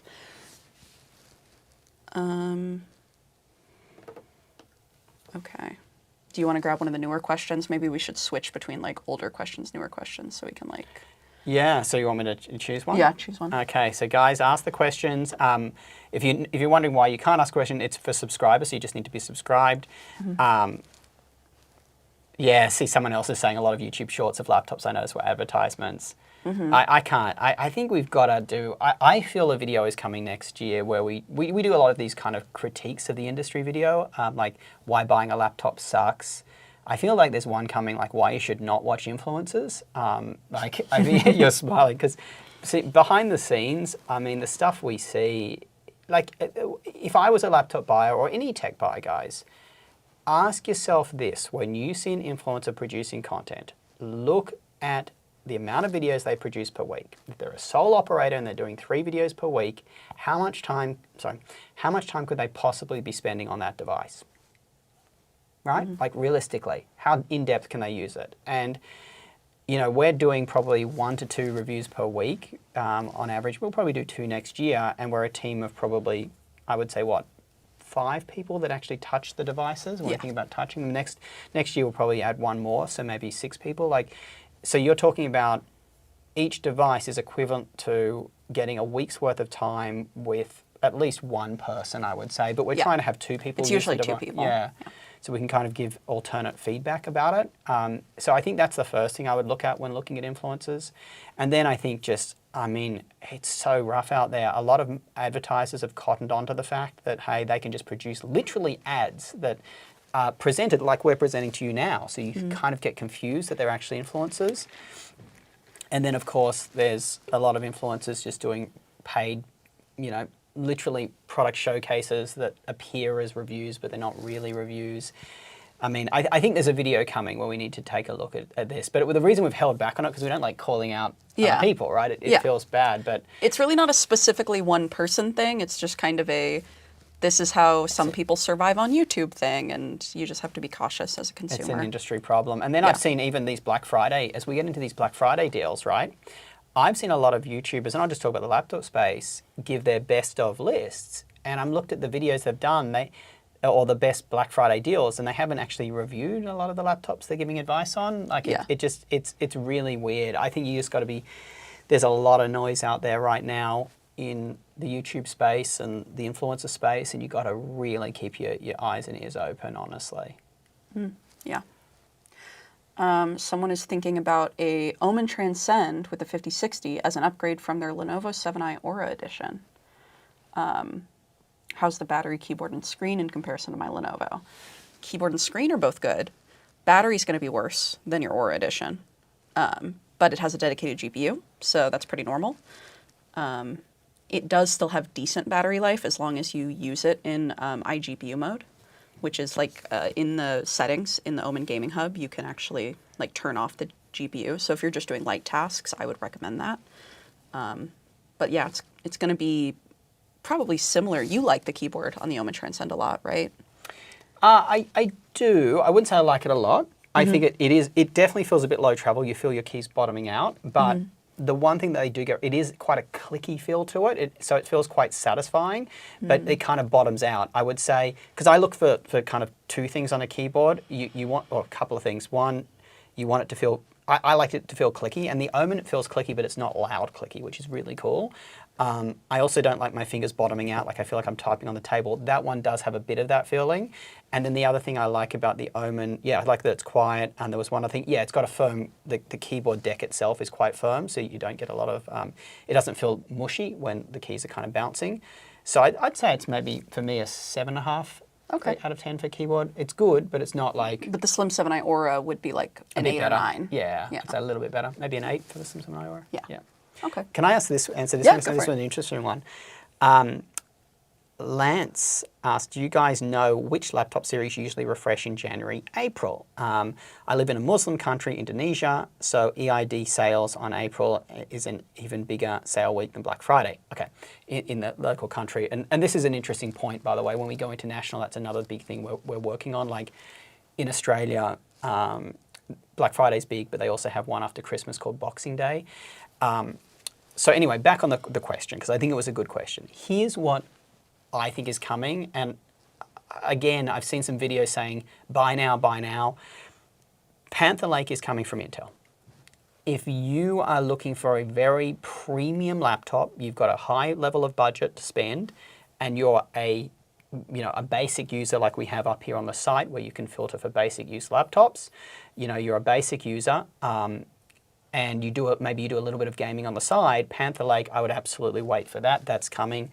That's going to be great. And what tends to happen, guys, is manufacturers mostly redesign their laptops when new processors come out. So in that premium space for premium basic use laptops, okay, you're going to see a lot of redesigned laptops, I would presume, around the CES timeframe, January, okay? You're not going to see much on the gaming side because the gaming processors are all the same next year, as far as we know. So gaming, safe to buy now. Now, what I will say is this, though. If you don't have a lot of money to spend, now is a much better time. If you're a basic user, the difference between Lunar Lake and Panther Lake won't affect you that much. It won't. You're still going to be able to browse the web pretty fast, all of that kind of stuff. And what you're going to see is a big price difference. I imagine the Panther Lake laptops are going to be a lot more expensive when they come out than what we're seeing for the prices right now. So that's Panther Lake. AMD is a more minor update from what I'm hearing. So I wouldn't That one seems very minor. And then Qualcomm does have a very big update moving from the to the X2 Elite chips. Those are much more powerful. I think the same problem persists with Qualcomm, that really it depends on whether the software works or not. If you are someone where your software does work on Qualcomm, yeah, there's going to be some great new Qualcomm processors coming. So I think really Qualcomm and Intel is what's releasing. Again, it's really, I think most of these are really that premium casual use laptop space. That's what you're going to see a lot of great laptops coming out. And when I say casual use too, let's call it light creator workloads. Like you'll be able to edit some basic 4K videos on these things. I'm not talking the Qualcomm ones, I'm talking about more so the Intel Panther Lake ones. Some decent, high refresh gaming on say League of Legends or something. Those are going to be in a very good shape for January. So that's really what we're looking forward to. I think something like the Dell Premiums, that kind of laptop, which was the XPS, I think we're very looking forward to seeing what, manufacturers like that comes out with. Then, what else would be in that? The ZenBook S14 would probably be in that space. Yeah. Anything that might have had a Lunar Lake or an Arrow Lake might actually be particularly in the premium space, I would say. Yeah. Yes. Those Halo kind of products. So, yeah. But you're not going to get better deals on Black Friday. If you really right now, if you plan to buy a laptop, today's the day. Yeah. Or any time today till Monday. Yes. Yeah. Is it worth $500 to upgrade from a 225H Core Ultra 5 to an Ultra 9 285H? That's another question that I think we can't necessarily answer for you. If you're struggling with CPU tasks, then yeah, probably worth it. But if you're not currently struggling with performance at all, you're probably fine to stick with the Core Ultra 5. You're not going to be getting, for average use, you're not going to be getting so much of a jump that you're going to notice, I think. But that's my vote. What was, so apologies, I got Core Ultra distracted by the 5 225H to an Ultra 9 285H. I feel like that just is only if you're being limited, right? That's the only reason to upgrade. As a dev? No, just, they didn't say. Oh, they didn't say? Yeah. I love when people don't say, guys, tell us your use case. Yeah, tell us your use case. If you're saying, should I upgrade, tell us from what, right? And, tell us your budget, that kind of stuff, it really helps. Yeah. I mean, yeah, again, it depends on the budget and stuff and all that. Yeah. I think, yeah, I mean, if you can get an Ultra 9 over an Ultra 5 in the H series, absolutely go an Ultra 9. Yeah, it's it's definitely a better chip. Yeah, but you may not need it, so good luck. How about this one, the Legion 5i to the TUF A14? That's a very good comparison that we can do quite easily for people. Oh, yeah. This looks like an older TUF A14 because you've got the Ryzen 7 260. That's the older Ryzen, right? No, that's the new one. Okay. Or it might be available in a different country with that configuration. But that's an easy one. Yeah. Well, it does actually depend on the CPU, though, on the TUF. Because if it's the Ryzen 7 260, that's a Zen 4 processor, not a Zen 5. If it says Ryzen AI 7, like 350 or something, then that's a Zen 5 processor, and that is a better processor. I still think I'd pick the Legion 5i, though, between the two. Did they say the pricing was similar? I think they're just so different. Like, one is so much more portable, being the TUF. Yes. The 14. It's lighter. I think it has much better battery life. Oh, it depends on the processor, to your point. Yeah. But it's lighter. The Legion 5 is more of like a better performing. Would it be better performing? Yeah, Legion 5i would be better performing between the two, just CPU-wise, especially if it is that 260 processor. But they said durability is important. I think the TUF actually has like a durability rating to it, and I'm not sure the Legion 5i does. But that's something you can see. Like if you just Google the laptop, on their spec sheet, like on their website, the durability will be on there. Usually it'll say like military grade industrial testing or something like that. They'll usually have that there. Yeah, I think, yeah. But they're both good laptops. I was going to... I would vote for the Legion, I think, between the two. Even though I really like the TUF, yeah. It depends on who you are. In my mind, it depends on who you are. If you're a student, maybe the TUF, right? You're moving around a lot, going to class. Yeah, that person said they were a student, yeah. Yeah, that's my vote. Yeah. But we're kind of switching spots here. Yeah, but the Legion, it's not that bad portability. It's compact. It's a 15-inch laptop. Yeah. you're heading in the right direction. If you're buying either of these two, you're probably going to be pretty happy. I think it's the biggest difference, in my mind, is going to be the portability. It's a big difference. The Tough is it's the lightest 14-inch gaming laptop, right? And you're comparing it to a 15-inch, which is more mid-tier performance-based. Yeah. I do want to ask, this question's really cool, but I think it's one of our members, YouTube members posted, of top fans, it says, is that indicator, which was really what's the best laptop brands right now. Here's what I think I'm seeing, and let me know what you think. Sure. I think that Apple, Lenovo, and Asus are just sitting in a tier above everyone else right now. I don't think there's one winner between the three.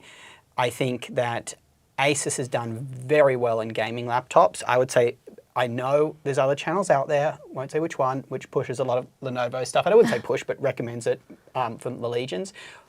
Legions are very good. We feel the Acer Strix and the Scars, particularly the Scars, have pulled ahead a little bit this year than the Legions. So I think Asus has done very well in the gaming space. Yeah. And you've got the Zephyrus, which is just a winner in that market. And the Tough we just mentioned, which is also great. Yeah, so I mean, I would say Asus has taken out pretty much a lot of our gaming spots. Best 16-inch portable gaming laptop being the Zephyrus, best 14-inch being the Tough.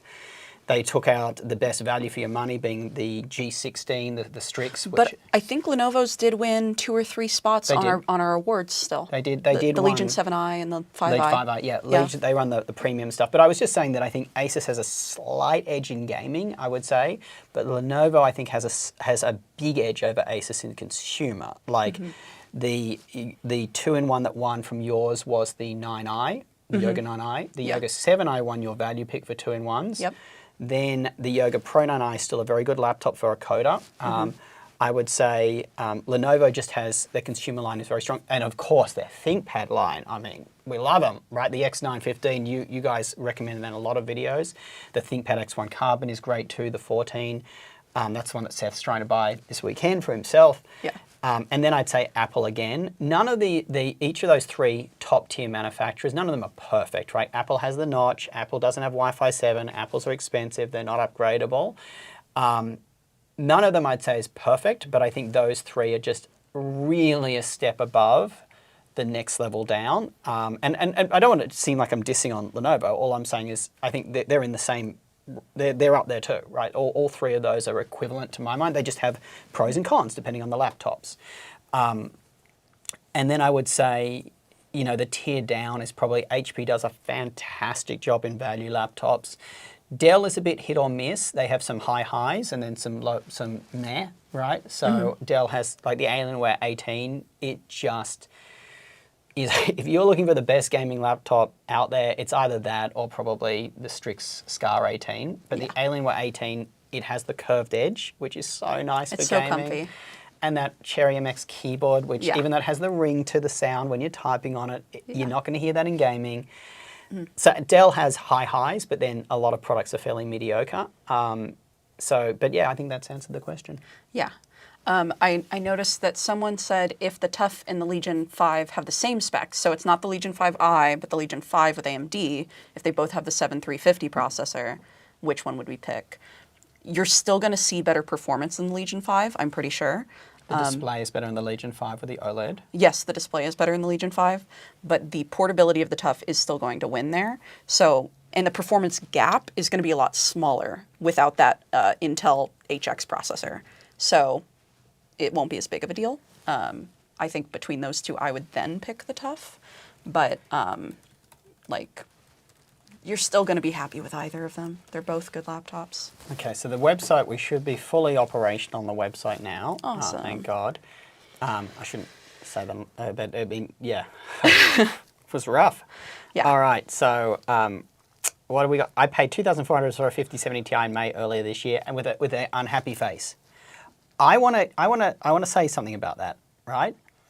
You got to think of a laptop like a car that you're putting your money in and divide it by, say, let's say you have it for 5 years, 12 months per year, 60 months, right?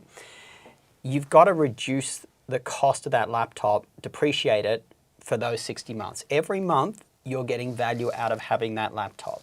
So even though you paid $2,400 for a 5070 Ti, and a lot of them are now going for 2,000, if not 1,600, you didn't lose $800. If you had it for 8 months, you got use out of it, right? That's how you've got to see laptop buying. You need to see it. It's a depreciable asset.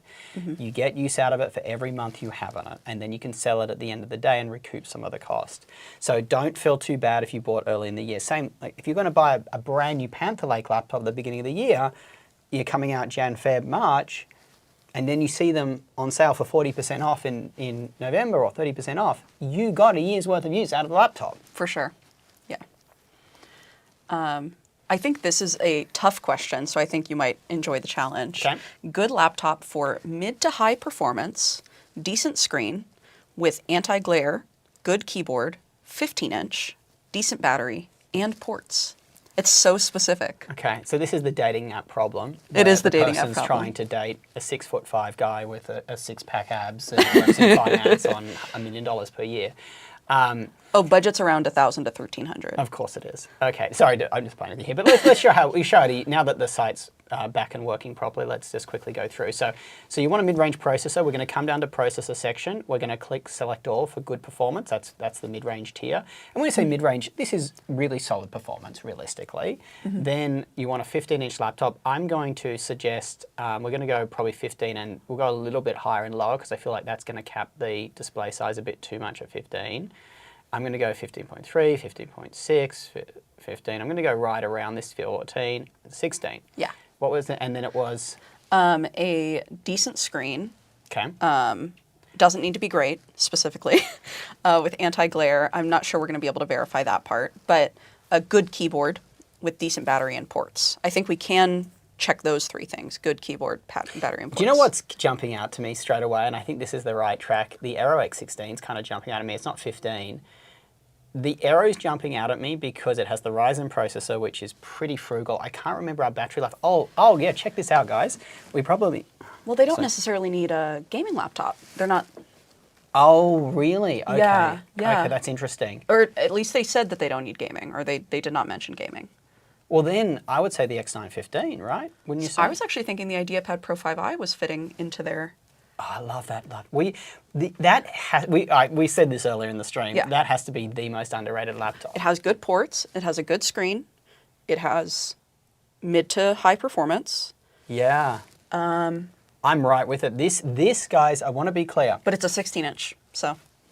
But it's pretty... This is really small for a 16. Hey, you know what? We're going to have fun. We're going to go get the IdeaPad Pro 5i, and we're going to get the Legion 5. It's actually on the cardboard box in my office. I'm going to mute myself on this thing because I don't want you guys to have to hear me going there. I think, there we go, I'm muted. Yeah. Okay. Yeah. Oh, no, I'm recording, apparently. I don't know. We got some new mics here, guys. I'm going to grab the lines. We're going to show you them. I do think that's a fun question, though, when you give us such specific requirements. But yeah, I think the IdeaPad Pro 5i would be good. It's just 16 inches, which is a little over what you were planning. Okay.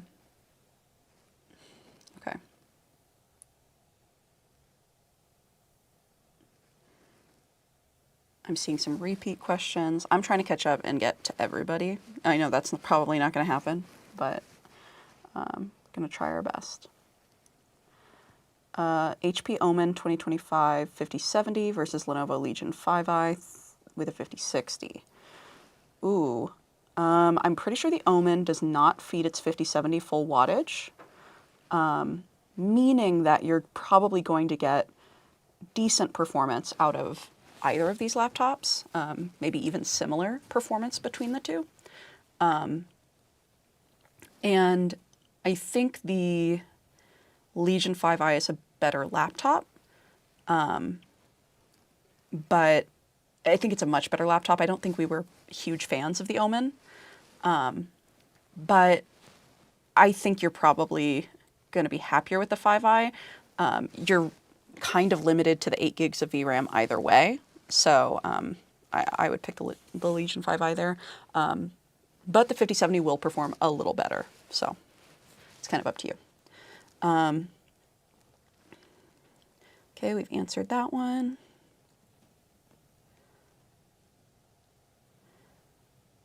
Was your Asus VivoBook S14 a good buy last year? I don't know how much you got it for. I don't know what your use case is.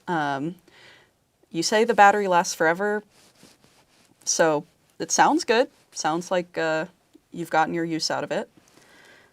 I can't find the Legion 5. That's over there. The Is that over there? Oh, the Legion 5? Yeah. Yeah. Yeah. So I believe thought so. we'd do a little bit of a size comparison for you guys so you can see some things on Yeah. camera. Yeah. So this is the Legion 5, which is actually very slim and Oh, do you want to portable. switch to our camera on OBS? Oh yeah, true, that's a good point. That is a good point. So let's raise our camera. Camera only, yeah. Yeah, so here's the Legion 5, okay? Very slim, portable. It's quite light for a gaming laptop. It really is quite a nice portable machine. And just to show you the IdeaPad Pro 5i, which is the sleeper hit of the year. So here's the IdeaPad Pro 5i. Yep. So if you look at comparisons, here's 15 to a 16-inch screen.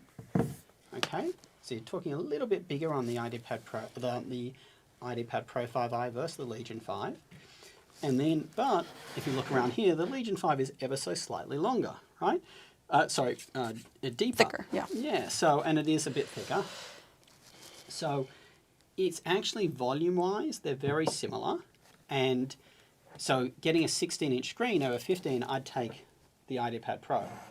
If, in fact, for me personally, if someone said, hey, Josh, what would you buy? I would get the IdeaPad Pro 5i between the two, for sure. I mean, obviously, I'm capped at a 50-50 with this, right? But I mainly game League, so I'm fine. Now, if you think about portability between the two, very similar. In fact, this actually feels a little bit lighter. What do you think feels lighter? Just. We can probably check the sheet, but... Oh, no, I think this feels a little lighter. They're probably very similar. Yeah, I would say so. They're Yeah. in the same class. So I think I wouldn't choose between the Legion 5 and, say, the IdeaPad Pro 5i based on portability. Very similar. I would choose based on, like, the Legion's going to be more powerful with better GPUs. But I think the IdeaPad Pro 5i, it's such a good, they massively upgraded it. I mean, you're kind of looking for, like, the perfect laptop, like Josh said. The IdeaPad Pro 5i hits so many of your points. It Like, really does. the good ports on it, I think, are... Like, the fact that it has an SD card reader at that size, like, that's so nice. And the keyboard is great. The screen, guys, it's a really good 28K, screen. it's 2.8K. Yeah, it used to not be good on the IdeaPad Pro 5i's. It used to be, like, very mediocre, but now the screen is really good. You know, funnily enough, I feel, and this came back on our radar, like, literally a week ago, and we're like, just, why For didn't we put it- programming, yeah. Why didn't we put it in? It should have won an award.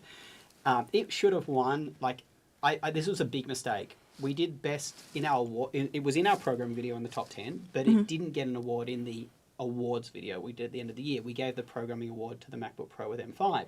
This should have been like, if you want a Windows one, this would have won. Yeah. And I feel so strongly about it that the Zephyrus G16 with a 5070 Ti, that is like the best laptop to get for most people at about 2,200. What is it today? Let's look what that one is. I'm going to leave the Oh, it's IdeaPad. literally right there at the bottom. Recommended alternatives. Okay. So here's the Zephyrus G16, the 5070 Ti, which is the model to get, $2,100. That's a good deal. That's the best laptop to get, around $2,000 for most people. I feel the IdeaPad Pro 5i is its equivalent, but at the $1,000 price point, right? Fair enough. I mean, this is so good. Be careful, it does have soldered memory, right? So you're only getting 16 gig. But I also personally think memory is one of the most overrated specs of a laptop. So many people are freaking out about memory and don't really need to be. In the old days, having lots of applications open, you know, switching between them was slower with slower SSDs. Nowadays, switching between applications, it's basically instant on these NVMe SSDs. Even if it's, what I mean is, if it's not in memory, your program, it has to be paged out to disk. Bringing it back into memory, not a big operation. This only really affects you if, you know, your applications themselves need more memory. And even so, we've tested rendering our videos on 16 gig. The drop-off isn't that bad from 32. So, and overseas, and you can, some of these go to a customization page you can add to 32 gig. Overseas in particular, there's a lot more 32 gig models of this. But I think it's an excellent laptop. Yeah. And also, I think the last thing you wanted was battery life. It does last 10 hours for like office use, which is, I would say, decent for a mid-performing laptop. It's not bad, but it's not great either. Yeah, yeah. So I think that's our best suggestion for you. Someone asked him, I think we should do a MacBook question because someone asked it. Oh, fix your mic. Oh my goodness gracious me. Oh my goodness gracious me. Could people hear him through my mic? I probably, but probably Yeah, there is. yeah. Sorry about that. I must say, yeah, the person who said, this is a good question. I use ChatGPT in capitals to find laptops that contain presence and the necessary hardware. So this is a huge mistake. Yeah. So ChatGPT, where does it get its data from? Where? It gets its data from the internet, right? What is on the internet? A bunch of people who are pushing advertisements, a bunch of people who are pushing what we would call not solid reviews. They're very quick looks and things like that, but they're masters for reviews. There's a bunch of pages on the internet of best ranking laptops from people who haven't even used the laptops, and a lot of them are just out there to get SEO, like search engine optimization, to get more traffic into those pages. So, and they're left out there. So PC Mag might have, and I don't want to pick on them, but they might have best laptops for every single use case, but they don't update them very regularly. They don't have the team assigned to them. So if you use ChatGPT, it's bad data in, bad data out. Now, AI is smart enough to filter some of that out, but we have seen colossally bad recommendations coming out of AI tools. They're getting better. What we're planning to do is put AI on our own site at the homepage. It'll be right on the homepage, but use our data, and we might even look at working with a couple of other laptop reviewers who do thorough testing to use their data as well. Like, we would obviously pay them for that, and it would be a search up here, but it would be restricted to certain people's testing. And I'd just say arbitrary, like Notebook Check, Jared Tech, us, so we know the testing is fresh, we can validate it, stuff like that. So the person has put it in all caps here. Just ignore this comment. It's I'm sorry to say that, but we have done so much comparisons of AI. It's very hit or miss. We've seen AI give you like 10th gen U series processors, which are like low power. I was going to say current gen versus last gen is the biggest thing it struggles with. It doesn't understand time. AI is very, very bad about understanding time. So it doesn't know that the newest processor is this and the old processor is this. It just knows that this old processor was recommended more because it technically was reviewed more. So that makes it look better to the AI, even though it's actually an older processor that is worse. This happens a lot with 40 series versus 50 series. I use AI to like summarize some of our articles sometimes, and it almost never recognizes that I'm talking about the 50 series, which is new, because it doesn't have a lot of data about the 50 series compared to the 40 series. Yeah, that's right. So generations, it really sucks at. It's really like, it's going to recommend old stuff to you. And the other, that's one issue. And then I think the other issue as well, it doesn't know the nuances of the processors. Like Ultra 5 versus Ultra 7, Lunar Lake, one has a much better integrated GPU than the other. And it doesn't infuse, if you ask them what is the difference, it would tell you. But if when in the context of a laptop recommendation, even if it says if you're doing light gaming, it might muddle that up because it doesn't go down to that kind of level between the two. And then I think what was the other issue that I saw with it? There was another big issue with AI recommendations. Oh yes, another one is, and this is going to be a huge problem at CES this year.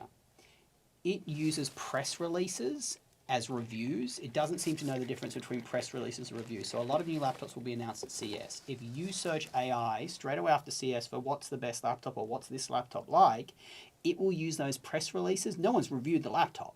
They're just press releases and just first looks, right? It will give you definitive recommendations on whether you should buy those laptops and are they good based on what is just press release data. And that's where, like, for instance, I had a fight with a friend of mine, just a friendly fight, last year. He was like, oh, this laptop is the best device because ChatGPT told me it. And I'm like, we just got this laptop in for review. No one has actually reviewed this laptop. We're going to be one of the first to review it. ChatGPT is wrong. It doesn't know. It's basing this information on press releases. So moral of the story is AI can work. It can. At certain times of the year, for certain laptop searches, it does work very, very, very well. But I would not just base your sole decision on that. I would be very wary about that. Oh, I see a really good question. My name is spelled with a C, if anyone's curious, Cierra. But they're asking, could I graph or plot the CPU performance versus battery life over each other, given the inverse relationship, which chips have the best crossover/mix? That's really cool. I'm going to write that down in my notes. I would love to create a graph for that. That sounds so fun. Oh, they're saying my voice is low still? Someone said Yeah, why don't you check the levels real quick? test 1, 2. Test 1, 2, 1, 2, 1, 2, 1, 2. It still seems very... Test. Yeah, I'm higher. You're higher. We didn't mess with anything. That's really odd. Test 1, 2, 1, 2. Is that better? Yeah, that's better. Yeah. Something must have happened to my mic. Okay, but you guys could hear me, but it was just low. Okay, so... Writing down that reminder for myself. Yeah, and one thing on that question about graphing performance versus battery life, just keep in mind it depends on what you're using, right? If we do Cinebench, that's a highly unlikely real-world use case, right? It's just there to be a worst-case scenario, so we're going to have to choose what we're going to actually graph as the performance task for that. Better, good Lord. We've had the website down for the most of the morning. We've had my mics in and out. What are we talking about? Josh, can you recommend a good basic use laptop? My budget is $420. So let's do that, right? So we go $420. There's not going to be much choice, but we're going to go through it. So we're going to set this max to $420 and let's see what we got. Omnibook 5 isn't bad. Yep, and we could click basic use, but most in this price range are basic use anyway. So we've got 16 configurations. If we click basic use, it goes down to 15. Yep, Omnibook 5 is pretty good. Let's see what we can get if we can get him a better one though. Slightly over your budget by $9 is this one, which has the better chip, the Ryzen AI 5. That's a much nicer chip. This is a very old chip, the Raptor Lake one on very old tech. Yeah. So definitely this is a good one. They want 14 or 16. Okay, could we just, let's ban Aura U6F is just posting spam at this point. 5. Oh no, we can leave him. It's fine. We can leave him. It's fine. We can leave him. If he keeps spamming, just keep an eye on him, mods. If we keep spamming, we'll have to ban him. Oh, we need to switch the camera back to... Oh, good Lord. Yeah. We need, I think as we have grown, I think next year's live stream, we should have an operator. Yeah. I think it makes more sense. It would be good. So yeah, here's what we're looking at. So I just went through the whole thing. So I set your max budget $420 for a casual laptop, basic use. I would filter for great deal. We're down to 9 laptops, okay? That's how I would search. Great deal, maximum $420, which is as persons. Now you'll see we've got these cool things slightly over your budget, right? If you can spend another $9 or $20 more. For example, I think of those 3, the $439 one, the Acer Aspire is actually the nicest built laptop, and it gives you Lunar Lake, which is, I think, a big upgrade between those processors. Yeah, I agree. I like the Ryzen AI 7 too. That's a good one. Yeah. So I think the most powerful, so for this choice, if you want most power out of what we're seeing here, let's see, we won't go any further than that. By the way, the slightly over your budget, it goes right up to like $200 more, which is a bit too much at this price point. We'll probably have to adjust that. If the devs are watching, we probably bring that down a bit at this price point. Or maybe does it go up to 100? Yeah, it looks like it goes up to 200 maybe. So, so I think realistically at this price, you got a Surface Laptop 13, but it's a bit too much for him. If you can go to $449, the Ryzen, this HP Omnibook 5 with the Ryzen 7 350, that's going to be your most powerful one. If you can, it looks like, if you can go to, and then for battery life, that Lunar Lake one that Sierra said, the Acer Aspire 14 is the one to go for here. This is obviously a 16-inch, that's a 14, that's our picks. Both are better built than you would expect at the price range, which is nice. Yes. All right. Let's, let me just go into the website content. I just want to see if the guys are writing to us here. Oh, that's you. I think we're good. Okay, so... Programming laptop between a MacBook Pro 14 and the Omen Transcend 14. Oh, MacBook Pro 14. Yeah, I know that would be your pick. If you're not gaming, I would agree with that. And if you're gaming, the Omen Transcend is nice. I wouldn't get the Omen though. I think the Omen's gone out of favor for me. It was very good earlier in the year, but it does get a bit, it does get a bit warm. It does get a bit warm. It maxes out the GPU at about 70 or 75 watts. I wouldn't say, in my mind, it's more of like, what would you say, an A or B tier laptop now, not an S? Yeah, I would call it a B tier. Yeah. So I think if you're going to get a small portable gaming laptop, there's not a lot of good ones. I like the Blade 14, but obviously you're running a huge risk with that one. And boy, I cannot get that thing to sleep when you close the lid. It's the worst of any laptop I've had with that. I would get that over the Omen, me personally, and just deal with the issues of the Blade. Or the Tough is, you don't have to worry about any issues. Yeah, true, and the performance is very similar. It's like, Yeah. what is it? Is it better? It's 80 watts versus 75. I would say the performance on the Blade is better, but the performance between the Tough and the Omen is quite similar. Yeah, on the Omen Transcend 14. Yeah. Do you have a question you want to grab? Best laptop for computer science major. I want to run a Mac or Linux. Budget is 1.2K. I mean, let's see what MacBooks are at this price point. So we're going to go to. Oh yeah, that's a little bit of a rough price point for Let's Macs. have a look. Yeah, you might be looking at a higher end MacBook Air, but let's have a look. 1.2. I'm going to put in 1.300. So here we're on the website, $1,300 Macs. Let's see what we got. So Of course, the Airs. let's bring this down to 1,000 so we kind of narrow it down a bit more. Now, look, there is a MacBook Pro, 1,350. Just snap that up, my friend. Snap that up. This is the older M4. Just buy that now. That's a great price. Snap that up. That's what you need to get. This one is, it's such a big step up from the Airs. Well, it's not such a big, just to be clear, these have a Cinebench score of about 850. This one, I might change that. Well, they all got 16 gig of RAM. I think you have to go the MacBook Pro 14. They're all good. All these top three are all good. They're all good. Let's assume that their budget of $1,200 is like a hard line. Let's assume that they like have to do that because with taxes that'll be hitting their budget or something. Then the MacBook Air 15, for sure. No, but they had also asked about Windows for running Linux, right? Okay, yeah, let's go through a couple of things here. Can I just say one thing on this first? Oh, for sure, yeah. One thing that I don't know is the MacBook Air 15 would be a better laptop for coders because of that bigger screen. You're going to see a lot more code on it, right? One thing I don't know is we discovered that the MacBook Pro 14, but the M5 series with the base M5 chip, it actually has the keyboard of the MacBook Air, which is a little less comfortable to type on. It's lower travel.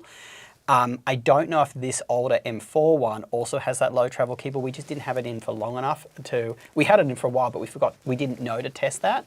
So that's one thing that would, if they both have a low travel keyboard, I probably would go the Air 15 for the bigger screen out of the two for coders. In fact, for that extra $200, I'd get the Air 15 and get 24 gig of memory. That's what I would do.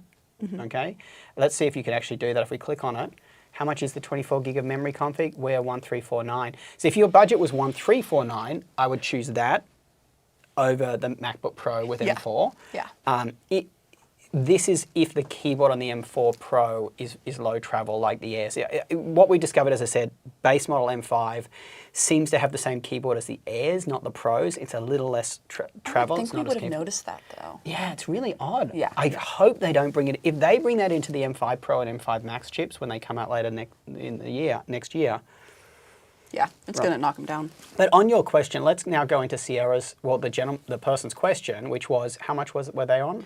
$1,200, and if you don't look at just MacBook deals, right? Because it's not just. I just want to make a note to the devs. Because I just noticed when we go back, we lost the filters. But maybe, yeah, when we went back, we got.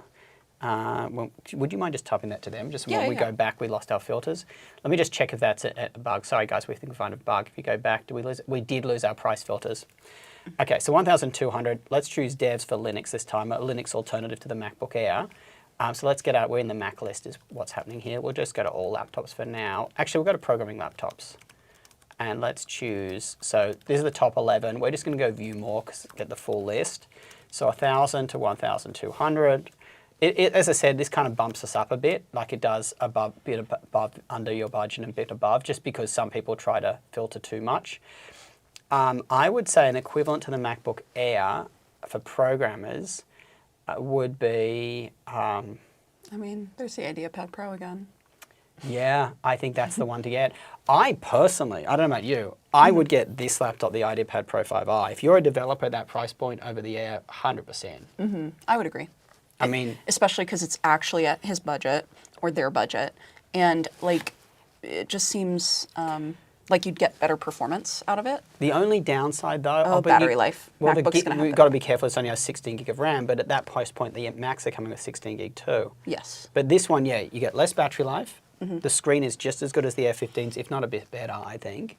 Is it a fast refresh rate? Let's have a look. Oh, I believe so, but yeah, let's double check. It's so cool that we can use our site for everything now at this point. The display's up here, right? Display 120. 120. Yeah, you get a faster refresh rate. The Airs don't have that. You can run Linux as we've talked about. You've got a better port selection than the Airs on the iPad Pro 5i. The keyboard is much better on the iPad Pro 5i. You can play games with that RTX 5050. Yeah, although Linux compatibility with Just buy games that. is a little bit more limited, but Yeah. yeah. Gosh, this MacBook Pro is heating up now.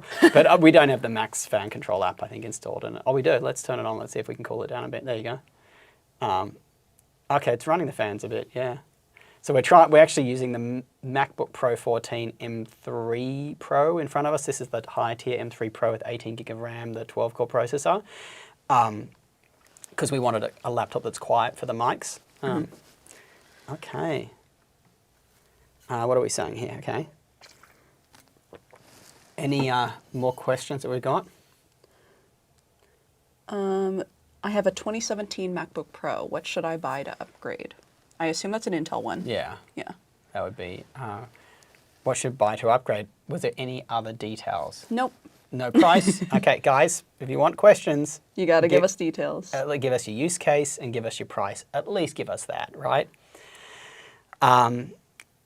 So Yeah, a lot of these were like repeat questions So- because people didn't get their. on this subject, Core Ultra 5 versus 7, do you think there's a big difference, Core Ultra 5 versus 7, in the ThinkPad X915 for casual use?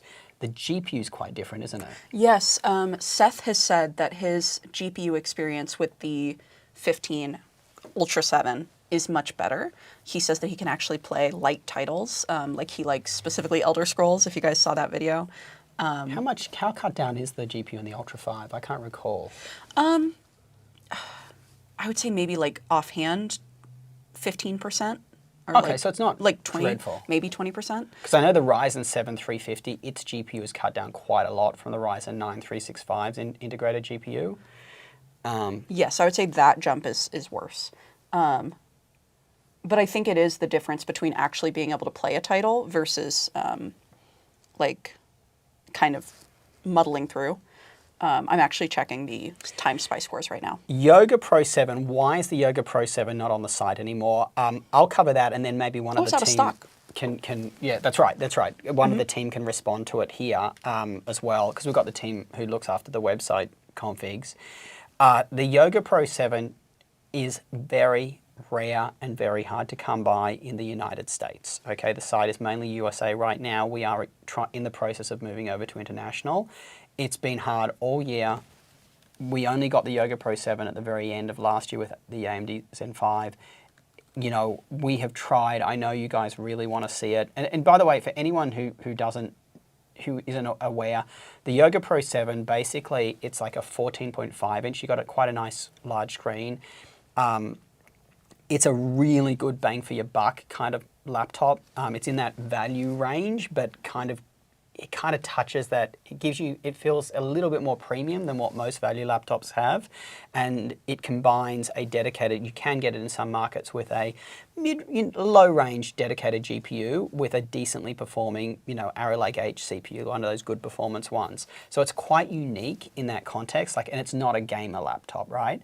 So it's a very unique 14.5 inch laptop that combines decent gaming with high performance. Great laptop for like a programmer, for instance, who wants a good amount of performance but want to do some gaming on the side and value some portability. Loves that 14.5 inch larger screen than a 14.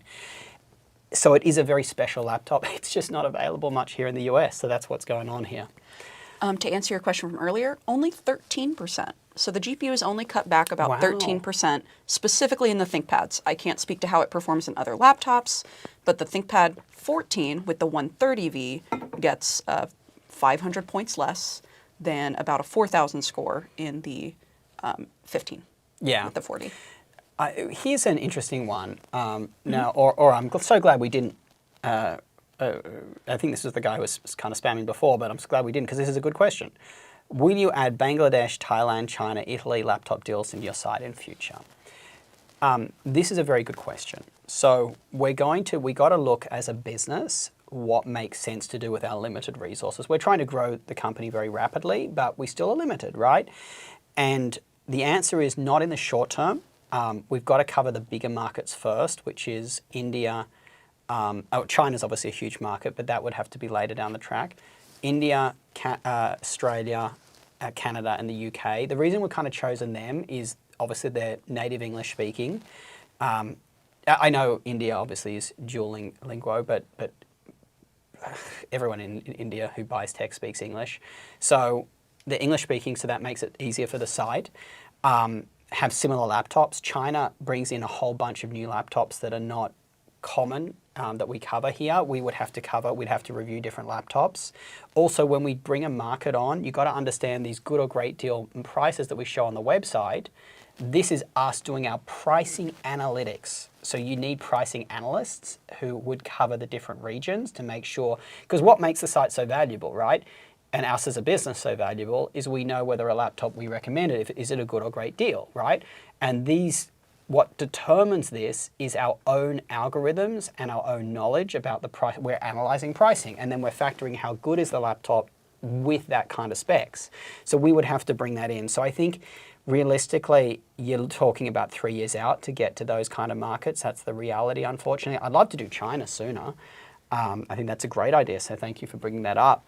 But as I said this earlier in the stream, and we've probably got newer people watching now.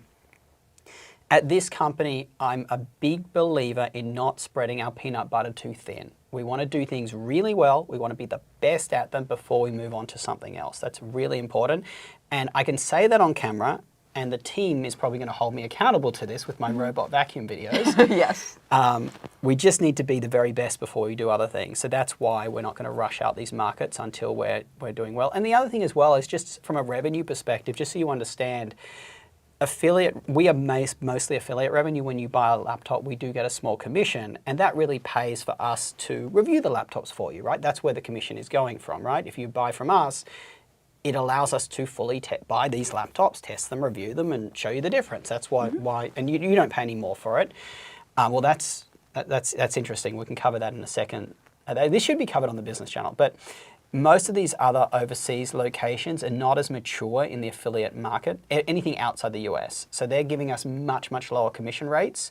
So it makes it less financially viable to roll out to those markets. Hopefully they catch up with sites like ours and services like what our business is, providing a service, right? We're reviewing laptops and we're getting paid to do that. You know, hopefully there's more maturity in the space overseas over the next couple of years, and we see commission rates go a little bit higher, so they're more competitive with the US. And just so you guys know too, there's a lot of people out there just trying to get everyone to use their links and get commission, yada, yada, yada.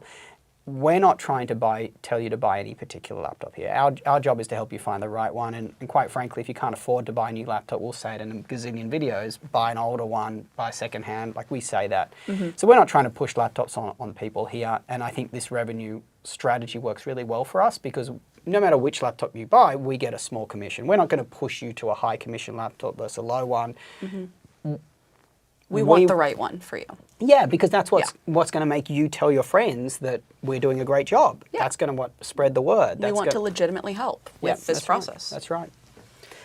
I have a question that I feel the need to answer. Thoughts on the HP Omnibook 2-in-1 for $1,000? Which Omnibook? It doesn't say which one. Because there's like Omnibook 16. I assume it's the X Flip or possibly the 7. It can't be the Ultra for the 16. Yeah, it'd have to be the 7. But typical use will be internet browsing and occasional video editing. So you didn't tell me which processor comes in this one. That would be relevant if you're going to do occasional video editing. I also don't know if I would recommend a laptop without a dedicated GPU, even for light video editing.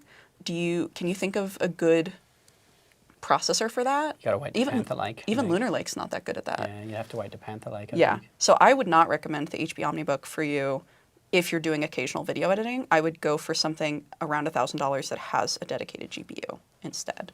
Yeah. And there are a lot of options today, especially with Black Friday prices. So we are starting to get to the end here. I have a MacBook Pro M4 Pro 14-inch. Need a bigger screen. Should I buy a 16-inch or Mac Mini for business? I mean, it depends if you need portability. That's the answer to that one. Should you buy the Mac Mini or the MacBook Pro 16? You have to choose the portability. Any good options for refurbished laptops? We are starting to add some of them to the site. I mean, we did a while back. We're not tracking them right now, so I don't want to answer that one. This one's difficult because they come and go. I think next Black Friday it might make sense to have a refurbished laptop section, but we got to constantly update it because there's very limited stock on those ones. Oh, someone's asking if the 5090 model of the ProArt has that much better of a screen than the 4060 model. Yes, unfortunately. I know it's like $2,000 more. But the tandem OLED panel is so much brighter and so much more vivid.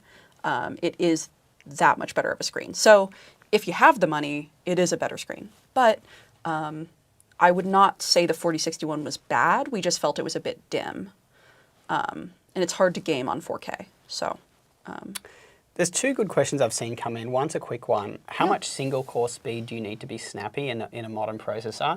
We'll just go off Cinebench versus Geekbench. I mean, anything about 120 or above is going to feel pretty snappy for you, I would say, on Cinebench. And you can check our scores. Like if you just come to one of the laptops here, I'm just trying to think of one. Here's test data, right? So you'll be able to see, if you click test data on the website, you can see here's Geekbench scores. So anything like this 2800, that's going to feel pretty snappy, right? I'm not going to say the others are slow. They're not slow, but if you're talking about snappy... see, I was thinking 110 or above. Yeah, maybe. Yeah, 110 is probably fine. See, I tend to find this tier of processor, once you go here, feels a bit...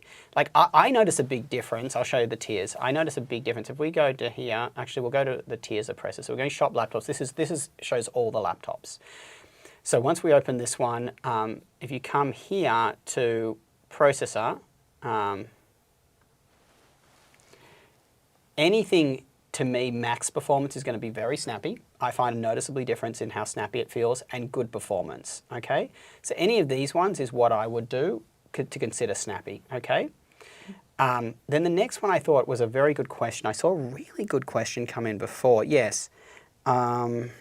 No, that wasn't the question. It was... Oh, yes. Someone said they had the MacBook Pro, I think 16, with the M3 Pro chip, the M3 Max chip, the highest end one. Oh, okay. And they wanted to switch to Windows and wanted an alternative. The obvious answer is and this person obviously has a good amount of budget because that's a very expensive laptop. The obvious answer is the Zephyrus, this laptop, the Zephyrus G16 with the 5070 Ti. I was also going to say the ProArt. Yeah, yeah. It depends on if you're more creator or more gamer. If you're more creator, lean ProArt. Or if you have a lower budget or you're more gamer, the Zephyrus. Yeah, I think, just to go into the details a little bit more, I would get this one, the 58. I wouldn't get the 58. I think that's a waste of money.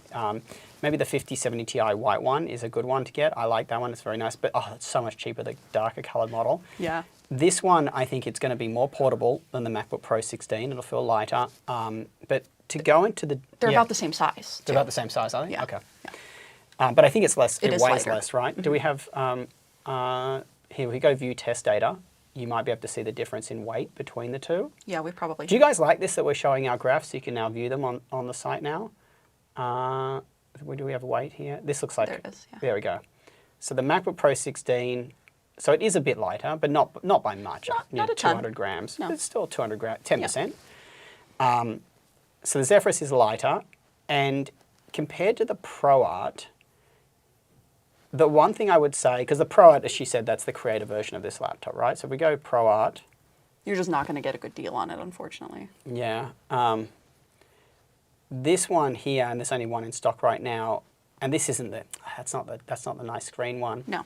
Okay, so I would just go the Zephyrus with the 5070 Ti as a good MacBook Pro 16 alternative. It's not even a good one. It's a friggin' great one. Yeah, yeah. Yeah. Agreed. What would be a good alternative for a MacBook Air? Gosh, there's a lot of people wanting to move over to Windows, isn't there? Really is. Well, I mean, I think Windows is a lot more compelling than it used to be. Like Lunar Lake and... I'm not there yet, using the Mac to actually stream this video. Yeah. No, I know. But it is, for a lot of people, getting more usable, I think. There's some good questions coming through. I finally got to the part in the chat where they were like, "Oh, they're not actually live because they're not answering questions," because I was trying to answer every question, so I was behind. In the, Okay, yeah, okay, but okay. that's why I started having you check the newer ones so that we could like balance a little bit. Yeah. Yeah. Content creation, HBM and Mac 16 versus Legion 7i, both with Ultra 9 5080. Legion 7i doesn't have a 5080, so you must mean the Legion Pro 7i.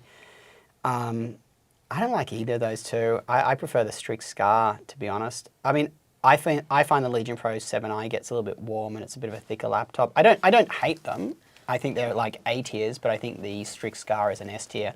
Guys, we have video edited the crap out of those laptops, and the Scar is so much cooler than the Legion Pro 7i, and in gaming too. I would just get the Scar. But the price is $50.80 for 2K. I see what they're saying. It's a very good deal. Okay, so this person is saying Omen Mac 16, Legion Pro 7i with $50.80 for $2,000, or the Predator, the Acer Predator for 1.3, the Helios Neo 16 with a 5070 Ti. I mean, $1.3 thousand for a 5070 Ti. I just get that and call it a day. Yeah, that's a really good deal. That's insanely good deal. I mean, look, the 5080 versus the 5070 Ti, it's definitely more powerful, particularly in the laptops that they're mentioning there. Mm-hmm. I would either go, me personally, I would go Omen Mac 16 over the Legion Pro 7i, but they're very close. I like the Omen, they're very close, guys. I like the Omen Mac 16 a little bit better because the ports are in a better position. It slants down slightly, still cuts into your wrist a little bit because they're both thick ones, but it slants down slightly, the keyboard on that one versus the Legion Pro 7i. Legion Pro 7i has a more comfortable keyboard though. I'd probably go Predator first because like that's such a killer deal at $1,300 for a 5070 Ti. I'd go Omen Mac 16 second with the 5080 and maybe Legion Pro third, but Legion Pro to Omen very close. Why don't you take one? Okay. ZenBook with AMD for $599 versus the Slim 7i 14 for $799. Which one was it? Let's have a look. It looks like they're between the older version of the ZenBook for $599 and the new version of the Slim 7i 14 Aura Edition for $799. So let's bring up the Aura because that's a great laptop. $799? Yeah. It's cheaper on our site. What are you doing? Yeah. Go to the best laptop deals has it cheaper at $719. Yeah, there you go. So let's get you to the right place first. But is it worth the $200 price difference? Is a better keyboard and better battery life worth it to you? Then yes. If you don't care about either of those things as much, then no, get the cheaper one. But like I think keyboard and battery life are two of the most important things. I'm just going to put the website up here so people can see it. Yeah. So people know at least what we're showing. Mm-hmm. Yeah. Actually, it's a bit hard to get up here. How do I change the backgrounds? Yeah, there you go. Oh, it's gradient. Yeah, it's a bit silly. Yeah. Looking for a Windows laptop for music production and a bit of gaming. I was checking out the Legion Pro 5i versus Legion 7i. Any thoughts? I like the Legion 7i better. I think it handles the heat a little better than the Legion Pro 5i does. It's also a very nice laptop, whereas the Legion Pro 5i doesn't feel as premium or look as premium. I would like to find a laptop for CAD, SolidWorks, AutoCAD. I have a budget of around $1,200 USD. Which one would you recommend? We have been recommending the IdeaPad Pro 5i a lot in the stream. I do think that would be a good one. If you need better integrated graphics, there's a lot of really good deals on the Omen Slim right now. Actually, a friend of mine from Micro Center, and also I think there's a few on like B&H and stuff, was able to get the Omen 16 Slim for like way cheap, and it was under 1,200 with like a 5070. So I do think there's really good deals on that one, and that gives you a little bit more performance and an Arrow Lake H processor, which is pretty solid. But you're probably good with any gaming laptop under 1,200. I would just go for one that like in the reviews says it has better cooling or like isn't too warm, because I think you're going to get annoyed with the heat if you're doing CAD and stuff.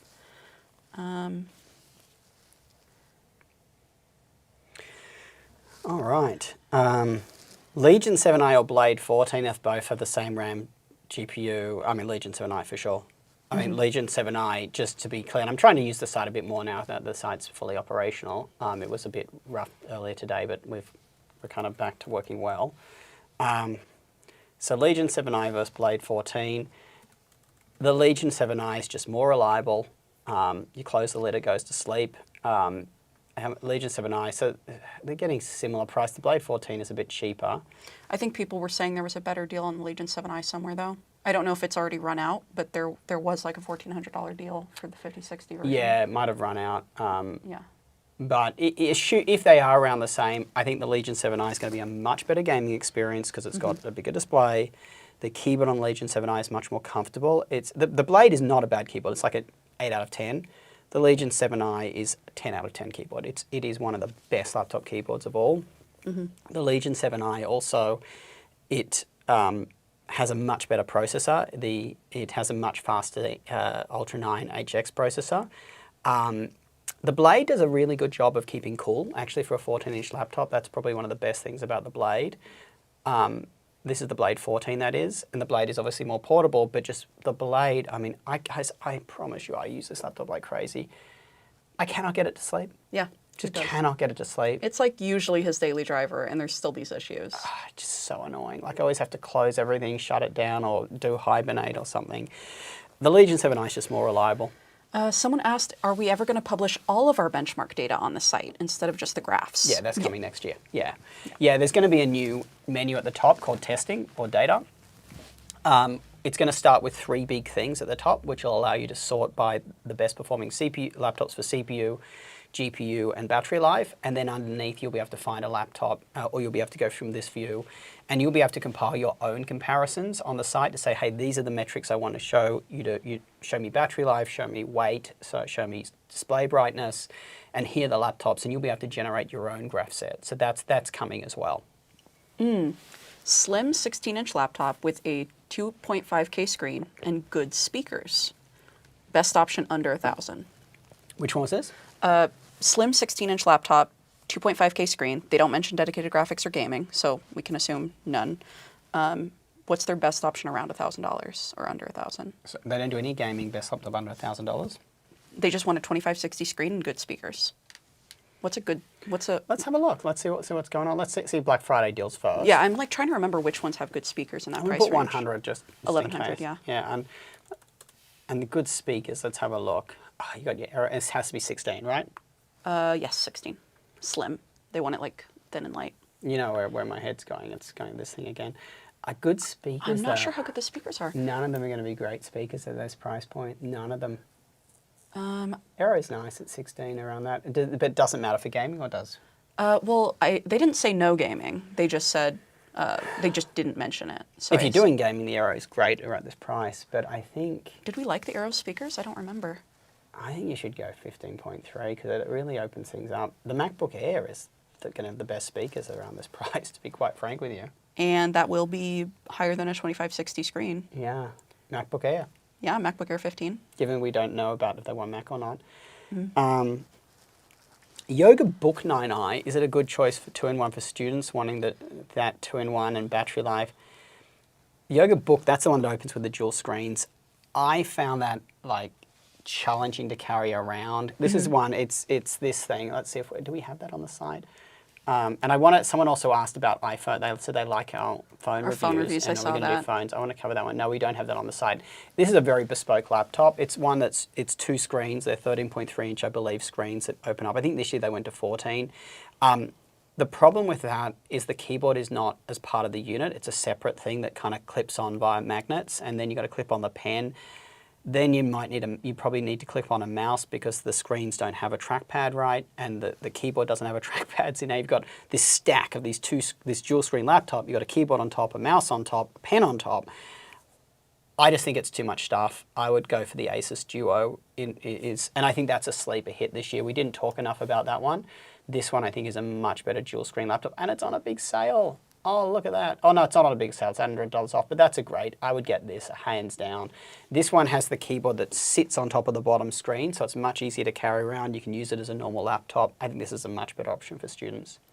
So this is an interesting question. Light video editing, no raw video, just web-based photos, videos in CapCut. ThinkPad X9, Legion 7i, Yoga Pro 9i, Yoga Slim 7i 15, Yoga 9i. So they are comparing a bunch of different laptops, some with iGPUs and some with DGPUs. I don't know enough about video editing, but I feel like you might. I mean, you got to get a DGPU for sure out of those. So that eliminates a bunch of them. So what's left there? Yoga Pro 9i? That's the Yoga answer. Pro 9i, Legion 7i. I had this discussion with Lenovo actually 2 days ago about this. Yoga Pro 9i has a slightly better screen for video editing, but no one's going to complain about the Legion 7i screen. It's slightly better because it's tandem OLED. It gets brighter, and it also, which doesn't matter, Legion 7i gets 500 nits. It's bright enough. It's a little bit crisper because it's higher resolution, but in some video editing scenarios, like exporting a video, the Yoga Pro 9i does drain its battery a little bit if you're using it on its highest performance mode. Now, you can buy the charger from the Legion 7i or the Legion 5. It's a 245 watt charger from Lenovo. That solves that issue. If you buy that charger, the Yoga Pro 9i becomes viable. I think. I wouldn't want to buy a laptop that, for the scenario you're using video editing, there's a chance it'll drain the battery. Even just a little bit, it degrades the battery if you're constantly doing it. Like we render 3 or 4 videos per week, right? That means every time we're rendering, we're draining the battery a little bit. I wouldn't use that for that. Legion 7i does not have that problem. So let's just show. Would that still apply if they're doing the web-based editing with CapCut? Oh, if they're doing web-based, no, it wouldn't apply. You're right. So. If they're doing web-based, it wouldn't apply. So then it's okay. I really do like this laptop, particularly for programmers because they're not going to hit the battery issue. If you're going to buy the charger for it, great. So this is the Yoga Pro 9i, really nice laptop. But the other problem is, see, here's the other problem. Look at the GPUs. If you go to the Legion 7i, you're getting a 5060 for 1,800. The 5060 here is 1,900. The Yoga Pro 9i has a slightly better screen. The Legion does push more wattage to its GPU. This GPU it's not fed as much wattage. I think it's about 100 watts, and the Legion's maybe 110. Don't quote me on it, guys. Maybe we have it in our graphs. Let's see. It'll be in the GPU graphs, yeah. Yeah.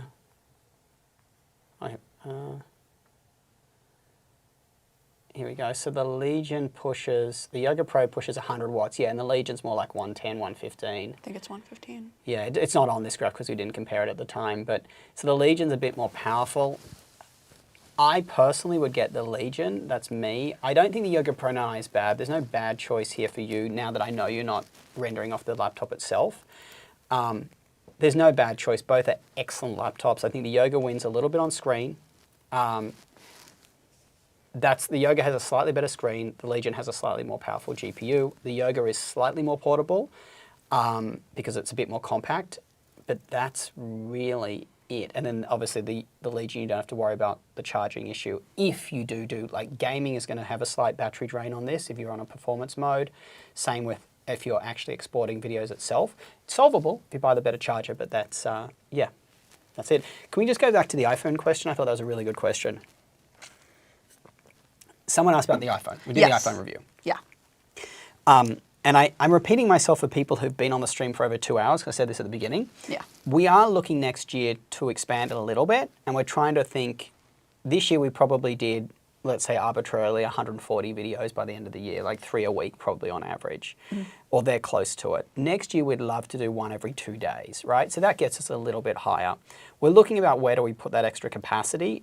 Do we do more phone videos? Do we do vacuum videos? do we do accessories for laptops like, docks, Thunderbolt docks, Wi-Fi 7 routers, things like that. And those won't be individual reviews, by the way. They'll be like best Thunderbolt 5 docks. We went and got all 10 of them. Here's the difference. We're looking, and mobile phones is one, and we're looking at what's the right thing. Whatever we do here, we want to do well. And I talked about this earlier, that with laptops, we're very regimented in our testing. With these other devices, we haven't developed that kind of testing system that we have with these. So we might do ad hocs like we did with the iPhones, and maybe we'll do a couple more, like maybe we'll expand from 2 mobile phone reviews to 12, like 1 per month. And there'll be more ad hoc as we develop the testing system, and then the next year, like 2027, will be more regimented. We're also thinking, hey, do we launch these kind of devices on this channel, or is there another channel, particularly for vacuums, right? Like, do we do a channel on home tech? So the vacuum space is honestly, wow, it's a mess. It's a mess. There's so many people just pushing these things like they're the best, and they change the best ofs like every friggin' week. There's a different best. You must buy it. It's over $1,000. And these things, guys, they remind me of what laptops were like 5 years ago, where the battery life was like 2 or 3 hours. There was incredible fan noise, even for light use. It gets hot in light use.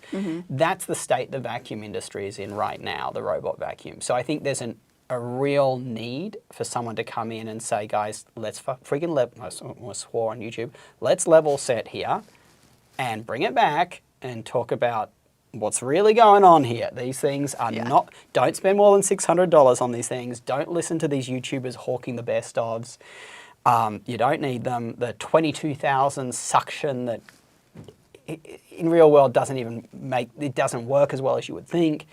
But anyway, with the iPhones back on that, this is something we'll decide in January, and we'll decide as a team where we want to add capacity, and do we do more phones or do we do other things? Yeah.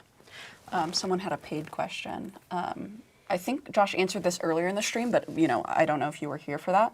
The M4 versus the M5 MacBook Pro 14 base model. They're both $1,349. Well, obviously M5. Is this correct that the person is asking? M5 is a direct replacement to M4. Yeah. M5 has better battery life. But I think the person might be asking M4 Pro versus M5, because that question doesn't make sense. Let me just bring them both up. So the 4 series. Yeah, they're both $1,349. It's probably the base model, yeah. So the 4 series, $1,349. It is the base. That's the M5. Why is this? Oh, that's M5 series. And if we click up here for the 4 series, yeah, I would stretch your. You can't buy an M4 Pro. I mean, M5 should be the obvious answer. The only part we're unsure of is whether the MacBook Pro 14 with M4 has the lower travel keyboard. We did notice the M5 has the same keyboard as the Airs have. It's a bit lower travel than the higher end MacBook Pro 14s with M4 Pro and M4 Max. Unfortunately, we did get in a MacBook Pro 14 with M4, but we didn't really test the keyboard. So that if it's got a more comfortable keyboard, that would be the reason to get the M4 over the M5. But I think most people should buy M5. Okay, that's the answer. Are we wrapping up soon? I think we should, Okay. because my voice is starting to go. Maybe we'll just take one more. Razer Blade 16 or Zephyrus 16 for everything and editing to the top. I mean, I would get the Blade for the comfortable keyboard, but I think most people, as a YouTuber, the correct advice is to get the Zephyrus. Yeah. I think you are running too much of an issue with the Blade. Also, the Blade has a teensy bit of, it's so weird, guys. The Blade 16 has a tiny bit of fan noise in light use, just tiny, it's not much. The Blade 14 doesn't. Same hardware, packed into a smaller chassis with the 14. I mean, Razer, whatever is going on over there at their software department, there needs to be some serious looks at potentially letting people go, replacing people. I mean, the bugginess of that stuff. And someone mentioned before, just set the Blade 14 to go to hibernate when you close the lid. Of course you can do that, but I shouldn't have to do that. Yeah, I don't have to do that on other laptops. Yeah, the others, come on. The whole purpose of sleep is that it works. Otherwise, remove sleep from these laptops. Don't even have it. Yeah. So look, guys, really appreciate everyone joining us today. Hope it's been helpful. Real quick, if you did not get your question answered, we do have a community on our website, and we all go into that community and try to answer questions when we do have time. We have a bunch of content moderators that are also in there answering questions. You can see it right now. That are also very educated on these topics. So please go to the community, sign up, ask your question. You will get advice from other people within the community, and also sometimes us. So, you know, if we drop in there, we'll try to help you out as well. So let me just answer two more as we run out, because the one was a paid one. I think we should answer. That's an easy one. Lenovo Legion 7i Glacier White. What do I think of it? It's my favorite laptop right now. Yeah. My personal ones. Its downside is it's not going to have as good a battery life as some, but it's my personal favorite. It has a much better CPU than most of those thin and light 16-inch gaming laptops. Fantastic keyboard. Really good screen. A lot of them are 400 nits. It's 500 nits of brightness, so it's brighter. It's my favorite. If I had to have just one laptop, me, Josh, and I was choosing a 16-inch like that, that's my favorite. What I don't know if you have anything to add, but that's... No. Okay. Yeah, so I'm trying to end. Then the last one, promised a video on dedicated webcams in Amazon. Yeah, that's what we're discussing. I mentioned this earlier. We're discussing different videos next year. Yeah. Are we going to chase some of these big roundups, like best Thunderbolt 5 dock, best webcams? We haven't done that for a while. That will include, obviously, products on Amazon. We've got a long way to go for that, but that's something we're discussing for next year, earlier next year. So don't have an answer for you yet on that, on what new content we'll do. We'll probably make a video of what new content we've chosen to tackle, but next year. But look, guys, our website is definitely the place to go, right? We've got guys updating it with laptop deals all through the day. If you do see a deal that's not on there, don't hesitate to do, there's like found a better deal. You can see it down below. You can just fill that out. We'll get it updated on the website. The way I'd shop for Black Friday, click Black Friday deals here. I'd put great deal, take a look. I would be using the processor section over here to choose max or good performance. We've also got that, depending on what performance you want. You've got also display type, so you've got display size here as well. You've also got some buttons at the top to help you small laptop, dedicated graphics for like the gamers, MacBooks as well. You can choose use cases over here. You've got price range. Guys, we've built a great app that hopefully will help give you the advice and narrow down your search, just like if you were talking to us ourselves. For each of the lists, students, programmers, gamers, we've got top 10s there as well. You know, just so you know straight away what our top 10 is. If you want to see more, you can see this and filter it down. You got the community, like Sierra just mentioned. You know, we got a laptop quiz to help you narrow them down that way. Just ask you a couple of simple questions. Sorry if it's taking a bit so long to load, but there you go. We've really just tried to make this process as seamless as possible for you, while also, you know, getting you a good deal. Yeah. So. Yeah. Well, thanks for joining us. We're going to go enjoy the rest of our day, and make sure you check the website if you don't buy today, Saturday, Sunday, Monday. Definitely check it. We're updating, changing deals all the time. They are breaking during the day, so be careful of, like, you know, I wouldn't say some of the YouTube videos that were released this morning might already be out of date. We're going to keep the site update throughout the weekend. And there's no doubt, this is the best time to buy a laptop. There is no doubt. People ask me that all the time. Now is, and I'm not, if you can't afford one, don't buy one. Buy a second-hand one. Buy a refurbished one. But if you are planning to buy a laptop that's new in the next couple of months, now is the time to buy. Yeah, for sure. Well, I'll catch you guys later, and we'll see you in the next one. Thank you.